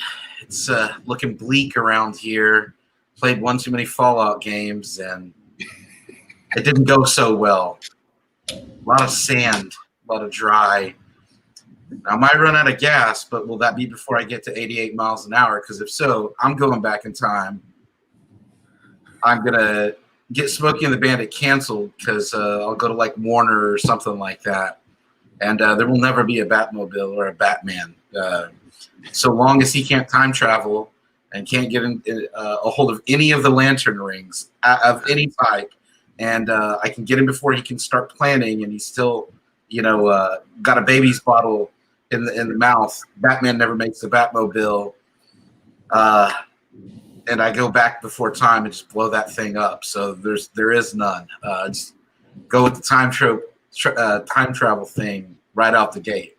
Got to lay that gauntlet down, and you got to work out of that one, Kyle. So you're gonna go back in time and make it so there is no Burt Reynolds or Batmobile. Or Batmobile. Have you watched Legends of Tomorrow? There are these things called time-based inevitabilities. They are fixed points in the timelines. The birth of the most manly man to ever live, Burt Reynolds, is a fixed point in time. You cannot deprive the universe of Smokey and the Bandit. You cannot deprive the universe of Chips, directed by Dax Shepard. You cannot remove Burt Reynolds from existence. The man almost won a Heisman Trophy. You didn't even mention Stick, his greatest film of all time. I didn't mention Stick. I was saving Stick. That was in the back chamber. I was saving that one. So my next play is if we have to go into present time, future, or wherever I get to play, because that's my play zone, this automobile. There's lots of fire. And with lots of fire and facial hair, they're just two things that don't mix. So Burt Reynolds missing that mustache, game over. We burn the mustache off. We go nuclear. Really? Burt Reynolds without the mustache, huh? Yeah. It's unimaginable, isn't it? It literally hit the pause button on the brain. That's how terrible Burt Reynolds without a mustache might be. All his body hair, too, which is magnificent. I don't know if y'all have ever seen his physique with his body hair, but that's all gone now. He's doing this number. So I don't know that you're giving Burt Reynolds enough credit here, because I think Burt Reynolds without the mustache is still pretty damn good looking. Ooh, I'm just saying. But he has no eyebrows or hair at all. That's where we start to get a little weird at. Still pretty manly. But the other thing is you're going to try and take away the Batmobile? Really? That's not the Batmobile. That's the Tumbler. You got the wrong car. This is some sort of thing that Chris Nolan made up in his brain because he didn't want to be mistaken for somebody with the imagination of the guys who created the Batmobile for the 66 Batman, or Tim Burton, who created the coolest Batmobile ever. No. He wanted to give Batmobile this thing that doesn't even look like it would move properly. But you've got all the fire. The thing just drives through fire. It doesn't run on fuel, so there's no fuel in the Mad Max universe. It runs on some other weird gas that, Lucius Fox made up. In the overall race argument, I would go so far as to say I just scoot ahead of you, no matter how fast you go. I just get about 4 minutes ahead of you. Every time you start to catch up, I got 4 minutes on you. On your left. 4 minutes on my left, huh? You've got 4 minutes. You're gonna just jump ahead of me. It's gonna jump ahead. I'm a time travel machine, for better or worse. So long as there's no lightning or poorly malfunctioning vehicle that may or may not sputter. If I could just...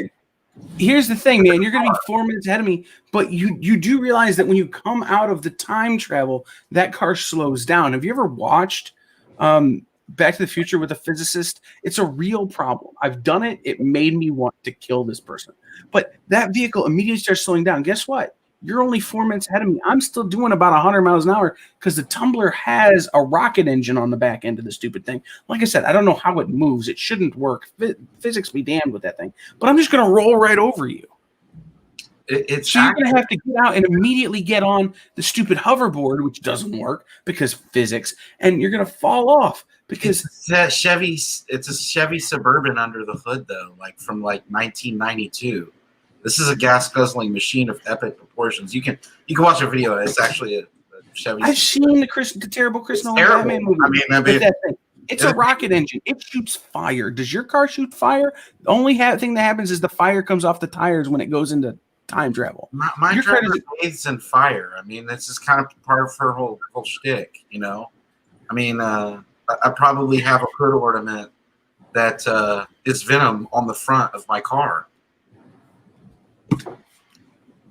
In a mask, nonetheless. It's kind of creepy, but I got Venom. That's fair. I mean, just because you have Hannibal Lecter on the front of your car doesn't mean you're going to beat Smokey. All right? It doesn't mean you're going to beat the Bandit. He's going to have Smokey chase him. He's going to have the guy who drove the truck. This theme song for his movie is going to be written by the guy who wrote Rainbow Connection because he played Little Enos in Smokey and the Bandit. So I don't really know. I've got people just playing instruments hanging off the backs of cars following me. All you've got to do who wants to be Slash and can't figure out where his shirt went. All right. I've got the dude who wrote Rainbow Connection. Oh, and a bunch of other songs for the Muppets, by the way, in his other career as a singer-songwriter. But no, he's playing Little Enos in this movie, and all he wants is some Miller Lite. All right? You're going to deprive this man of Miller Lite. We're going to make him drink Curse. It's pronounced Curse. Nobody's going to do that. Nobody's going to do that. That's too much. Burning his facial hair off. I mean, that's all I got. It is cool. But let's be real. We need to give him a decent beer, not the core beer. I mean, if I had what's his name? He played Ron Dunn in Parks and Recreation. If I had him, I might give you Coors, but we don't. So we're going to go with Texas's own Richard Rollins, who recreated the Smokey and the Bandit car to deliver Miller Lite to himself in New Orleans. That's the beer they're smuggling in this scenario. It's very strong argument. I just go to the future though. It's a trope of the time machine. I can't ever get around it. It answers all questions.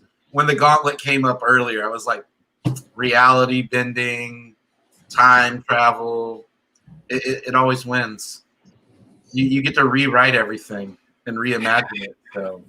What's funny is this game was inspired by a game that they play at San Diego Comic-Con called Starship Smackdown.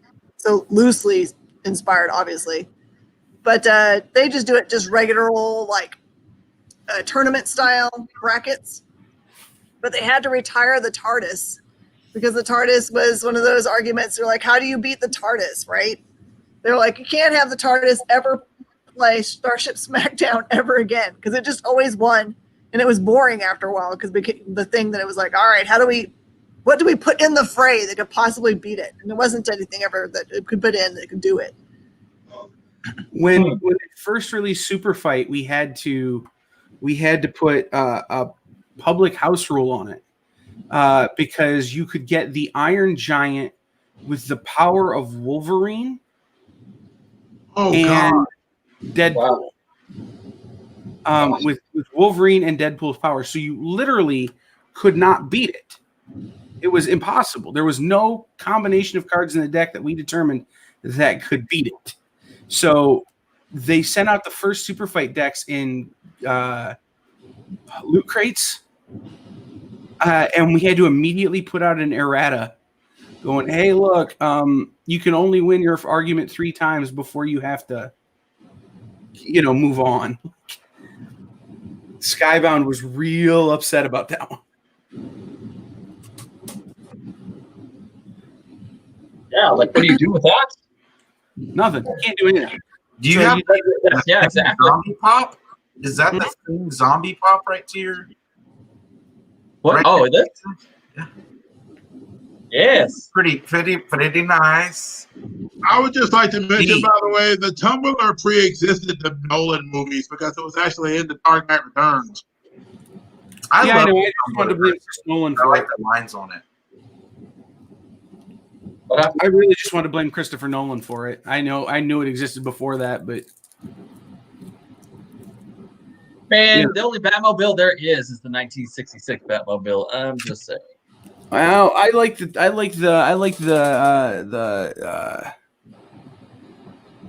89. Keaton. Nipples. And Nipples Batman Sweeney Batmobile. Todd. The guy who directed Nightmare Before Christmas. Tim Burton. Yeah, that's the 89 Batmobile. Yeah. Yeah, 89. I like that one just because it was the one I had the Hot Wheel of as a kid. But you can't really it's a- beat Bruce Barris's original. Yeah.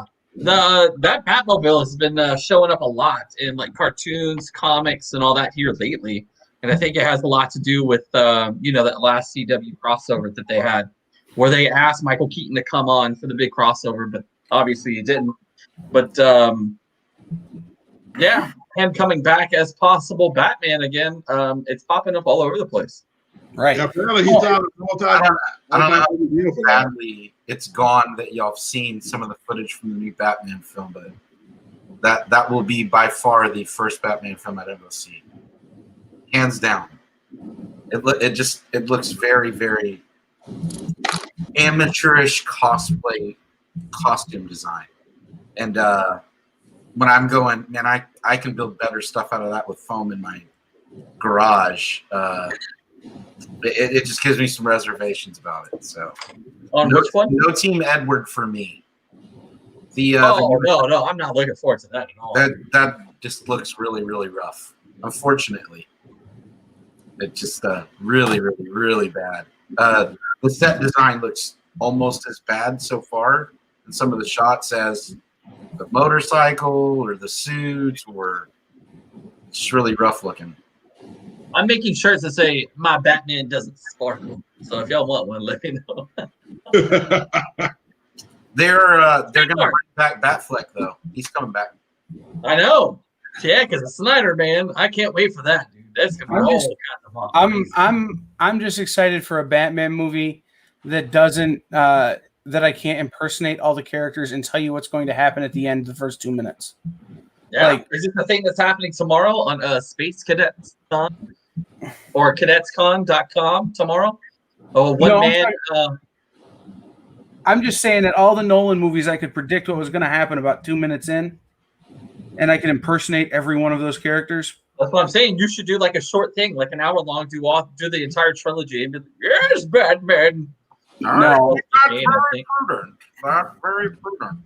I hated those movies. I didn't mind them at all. I enjoyed them. I thought they Did were. you draw something? I did. Oh God, it's Cruella de Vil's Venom. I'm sure. Oh, it is. Yes. How cool is that? That was my argument. Is Cruella de Vil has all that hate in her heart. Symbiote goes for that every time. Yeah. That's How kind of the cool. gig. So That's great, Will. I like that. Will, you should send that in for insider art. I can probably do that. I didn't know if we were still putting. I didn't know how that was going to work. Jen's got a whole bunch of emails Oh, because some of our artists just woke up. Oh, Like, perfect. Because I They're only had, just getting. I was like, all right, I'm going to try to get it going. They're just waking up in their time. Kyle, we start at noon tomorrow Central. Is that correct? 11 a.m. tomorrow Central. 10 a.m. tomorrow Central. Wait, 10 a.m. Central? Hold on. Don't let me not look at the one that's in Eastern time and try and extrapolate. Let me look at the one that's in Central time. Yeah. I was going to make sure we had the right one. 10 a.m. tomorrow Central with Sean Corney. Right. 11 a.m. with Jamie Premack. Noon with Ram V. 1 p.m. with James H. or Hachik from Scout Comics. 2 p.m. with James Van House from Night Owl Society. 3 p.m. with Julie Ahern, who is the vice president of Greenbrier Games. 4 p.m. with Seth the Moose of Floppy Cop from Source Point Press. Zenaholics from Image Comics. He did a bunch of stuff with Dirk Manning, and he did a book that I want to talk to him about with someone from Texas called Brawlhalla. Back in the day, it was one of the original webcomics on Comic Boop Shoot, which was a website owned and operated by Kevin Smith. That's basically the webtoons of its time. 5 o'clock, Kaylin Smith from Hope, Plume, and For Goodness Sakes. 6 o'clock, Haunted Hions, and 7 o'clock, Jing Jin. Pretty solid lineup for Sunday, man. It's gonna be epic. This is like the one rare time when I feel like, I mean, today was an epic lineup, but usually you don't keep these kind of guests for Sunday at a con, so this is amazing. Yeah, I mean, we'll be tuning in for sure. Yeah, we had heavy hitter after heavy hitter today, and like Jen got to see it, Will got to see it. I got texts from my friends. They go, Kyle, we have never seen you fanboy quite as hard as you fanboyed over Tim Jacobus. You know, I mean, but Goosebumps, man, that's my childhood. That's like, you know, and what's really funny is like I've had lunch with that dude. We've hung out, but now I'm getting to interview him, and it's like, Yeah, you know. Yeah. Did he talk at all about? Is he involved in the new Garbage Pail Kids book at all? He didn't mention it specifically, but there were several things that he wasn't allowed to talk about. Okay, right on. Because I just read on that. I read about the Garbage Pail Kids book, and it's from creators and writers and artists from Goosebumps. So I was kind of curious if he had some knowledge in that, but I guess we'll find out soon enough. Yeah, it was there were several things he wasn't allowed to talk about. And he really wanted to push, he's doing a thing. Guys, if you go to jacobusstudios.com, his website, you can buy 9x9 or 18x18 prints of 6 of the real iconic Goosebumps covers that he did. And they're $20 for 9x9, $25 for 18x18, and $10 of the purchase goes directly to buying food for the local food bank there in New Jersey to help a bunch of people who are out of work. So that was what he really wanted to push, was the Goosebumps stuff. He did talk about there's a Goosebumps coffee table book. All the Goosebumps art and process art and all kinds of stuff coming out that he was really excited about as well. Oh, very cool. I love that stuff. I guess we're at the age, or at least I'm at the age, where I'm trying to get my childhood back, where I'm just getting all the stuff that I had when I was a kid. Right. So that's right there, right up my alley. So yeah, and especially with the crossover of the Goosebumps and the Garbage Pail Kids, I was like, ooh, right on. So that'd be great. As far as the art stuff goes, is that done and over with? I know you guys did the other stuff earlier today about sending it in. Last night we did the Ready Set Draw event, which was basically our version of a drink and draw. Right. And there's still some people who are submitting their art. Like Jen Broomall is still, she didn't get to touch something up until today, so she's letting it dry and she's going to send it on. I've got a message in with her. I'll probably hear from her in the morning. But we've got a lot of it collected. Like I've got to get Mog's piece still. But we've got a lot of it collected to go up on eBay, and we're really going to push that over the next week. That way people have time to bid on it. But there is some wicked cool stuff, man. Is it only really established artists, or? No, it was. We have Jen Ricano, who helped us plan this thing, just submitted a piece now. She's not published. She's she's like me. She's just somebody who's in the industry who wanted to submit something. So we'll take art from anybody. So I will tell you that the comic book shops that we're trying to support are, every penny helps. Some of these are still in places where they don't have the ability to have an open door, or if they do, it's really restricted. So we're just trying to keep the industry healthy and alive. So whatever, hey, if your picture, it's $5 or $10, that's $5 or $10 that those people did not have before. Yeah. That's one of the pieces from last night. Oh, that's cool. One of the prompts was Princess Peach in a spacesuit. Yeah, that's cool. Here's let me open this one. This is from Oscar Fong. This is Godzilla armed with a proton pack. That's cool. This is one that I'm going to buy because I'm the only person in the world who wants it. This is 2 horses in a man costume. That's awesome. That's awesome. Oh, that's funny. Finn from Star Wars with a chainsaw for a hand. Oh, right on, dude. That's really cool. Let's see. We've got this is another example of Finn with a chainsaw for a hand. Right on. That's pretty cool. I like that lightsaber kind of action. It's cool. Yeah, right. Here's a Hercules swinging a shark on a chain. Because we just came up with some really dumb prompts. Here is Grumpy Cat in a Iron Man suit. Nice. That's pretty cool. There's one piece. This is Jen Ricano's submission. This is just her Eevee. Right on. And we've got a couple pieces from Allison Broomall that should be coming in. It is there. John Constantine is a bunny rabbit. A bunny rabbit in a Godzilla costume, and Grumpy Cat driving the Batmobile. Oh, right on. Very cool. Very cool. Plus- I'm sorry I missed that. Wait, Jen told me about it. have you not gotten the ones I've sent, Kyle? I haven't, Will. I sent them last night. If you send them, could you send them again? I haven't gotten them. Okay, that's weird because that makes me kind of wonder what's going on. Well, it's entirely possible that they came in and they got deleted on accident and I can't find them. So I was going to send you a message in the morning. But there's Will's Cruella. We have Mog Park did an absolutely insane Princess Peach in a space costume. Yeah, that was That's just Mog is a crazy person. So well, awesome, man. That's really cool. Jen, I know you mentioned it on Monday, but totally a space on the Cadets Drawing Con thing. yeah. So if anybody, I don't know, John, if you're an artist because you were asking, or if there's people who want to submit, just email it to cadetscon@gmail.com. We'll throw it up on eBay. We're going to auction the money off for insider art, which you can still submit. Oh yeah. Oh, I don't see why not. What's the what is there like a list of things, the prompts or whatever?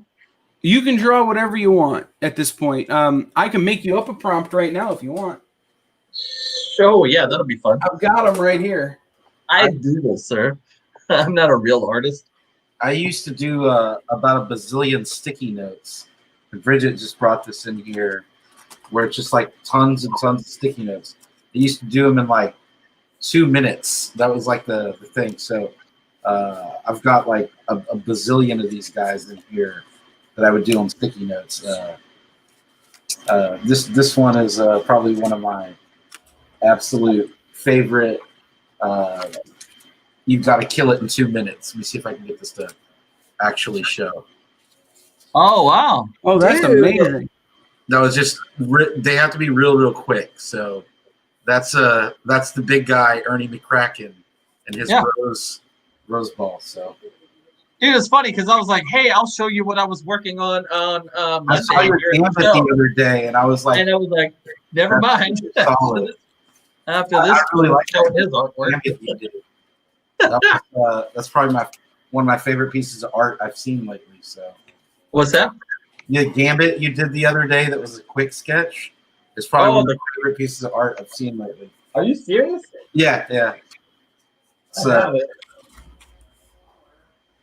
All right, here's one. It's a rhinoceros. Claire, rhinoceros that has 4 evil robot tentacles attached to their back. Rhino with 4 evil tentacles. Got it. 4 Yes. evil tentacles. 4 evil robot tentacles attached to their back. So it's Doc Ock Rhino. Okay. I like it. Is this the one you're talking about? Yes, absolutely. That's what I'm talking about. I dig the chibi style. Yeah, man. Look, I just do because I doodle. I mean, seriously, I can't. I wish I could draw like Jim Lee, but I can't. And then one day I figured out that you don't have to draw like Todd McFarlane and Jim Lee because I can't. And I was like, if they just look like babies, it's fun. I do. Scotty Young's whole career. So that style bores me a little bit. Sadly, like Jim Lee's probably my biggest influence art wise, but I draw pretty much like him. But it's kind of it bores you because that's everybody's style now, to a degree. You see a lot of influence from that. And I it was can make that joke about Scotty because I know him real well, so he would make that joke too. So Kyle, check your email and see if you got them. I just resent them. Bingo bango. Good I got deal. him. When do these have to be submitted? Sooner the better. But I mean, By the end of the summer. By the end of the summer? Yeah. All right, cool. All right, good. We're raising That's money all the way through the end of the summer for the same. So. I'll show you guys Will's stuff because I showed everybody else's, and Will's stuff is great too. So there's Godzilla armed with a proton pack. That's awesome. He's so cute. This is a blank he did. That's the inspired by Todd McFarlane Wolverine. Yep, Yeah, sure is. Hulk cover. Yep. it is. Mm-hmm. Oh, with Jenica and the Pink Ranger. Yeah. That's awesome. And then we've got Princess Leia with Thor's hammer. That's pretty cool. That's awesome. I love Sorry, the sorry, confused. Yeah. Oh, very So- cool. There we go. Well, yeah. Well, I can definitely send these over. Actually, can you give me that email address one more time? cadetscon@gmail.com. Hey, I got a question, and I don't know for sure if this is a question for the broad or the small. Mog asked a question about where we send the stuff. And I was like, well, as far as I know, we get once it's auctioned off, we send it to the person. And then she was like, well, so are we paying to ship it out? No, How's it gonna work? I said, I don't provide know. you the funds. Huh? I'm gonna charge the shipping to the person who's buying it, and then I will forward those funds on to you so that you can ship it straight to them because it doesn't make any sense to have it Ship it twice. shipped back out again. Yeah. Just too much I time. knew we weren't shipping it twice, but I didn't know how to answer that question. So I was like, well, let me ask them later. Yeah, we'll charge shipping and then just And forward give you you like 5 or 10 pieces of the same thing and say, have at it. I don't care about the money or anything. I just want to try to help. Yeah, absolutely. That'd be awesome, John. It's you've got some bad skills, brother. I'm not doing any shameless plugging. I do have Facebook, but like I'm not You can plug. We're Send letting it everybody to plug. our- Plug away. We'll put it on our links page, so people can click on the link. Instead of that way, it's not. If you don't feel like being overt about it, we can just put it on our links page under the special thanks to everybody who participated in Ready Set Draw, and it should be there with Mog and Will and everybody else. Yeah, and Chaz and everybody. So I just like my name to be said. hey, I get it, man. Right on, man. I know where my ego I'll lives. send it. I think it'd be cool, man. I'm looking for you. I'm looking forward to it. I think it's gonna be really cool, man. Yeah, it's a lot of like I said, last night was a lot of fun. We talked about, we spent a lot of time talking about 90s cartoons and stuff, and I'm coming up with these just absolutely strange, prompts for these guys, and it's watching them whip them out, and just burn through this art real fast. I'm like, it's taking me 20 minutes to draw the word cadets. Well, I did the exercises with the Post-it notes Mhm. where I can just absolutely burn as fast. I think I did the Al Bundy that I did in 15 or 30 seconds. It was like the fastest one I had 30 done. seconds. Yeah, 30 seconds. I just used a Sharpie because pencils, no. Let me see if I can find it really quick. I do some serious ones too. Like I did a Fedor Emelianenko, but let me see if I can see this real quick. I did this. Let me see if I can get the lighting on it to any kind of. That looks awesome. Decent. I did this Batgirl, I think in about 10 minutes or so. Ooh. So I'm trying to find this one though. It's probably my favorite is the Al Bundy one, just because it was so. Oh, here it is. 20-something seconds. What? That looks a lot like Ed O'Neill too. Marker, but it's just really a bunch of thick marker really quick. So super fast. I have to see it in action to believe it. I mean, not that I'm saying that you didn't do it in that amount of time, just to have my mind understand how it made an image. If you knock down the bold lines, Tim Lee does that all day long with like a.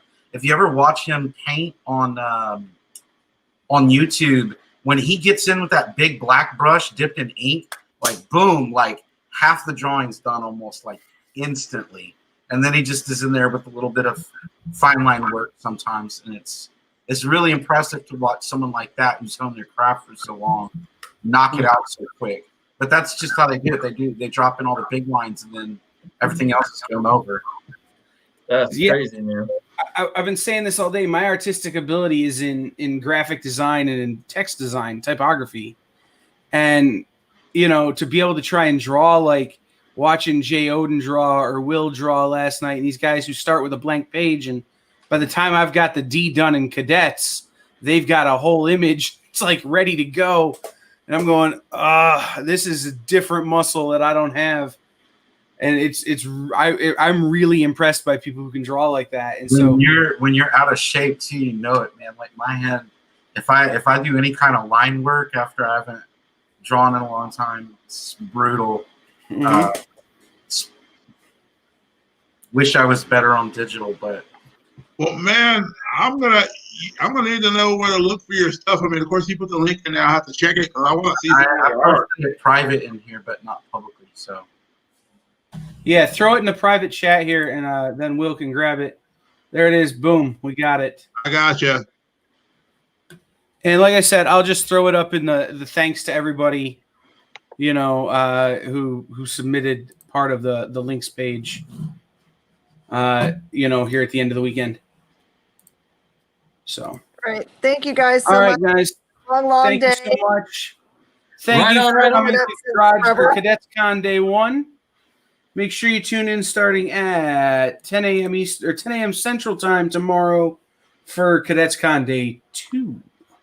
And I've heard there's some major cool stuff drops. So there's going to be some big announcements tomorrow from some people that you're definitely going to see. I can't tell you from who, I can't tell you about what, but there's some people who've let me know some major stuff is coming tomorrow. So Sunday at Con, you never know what's going to happen.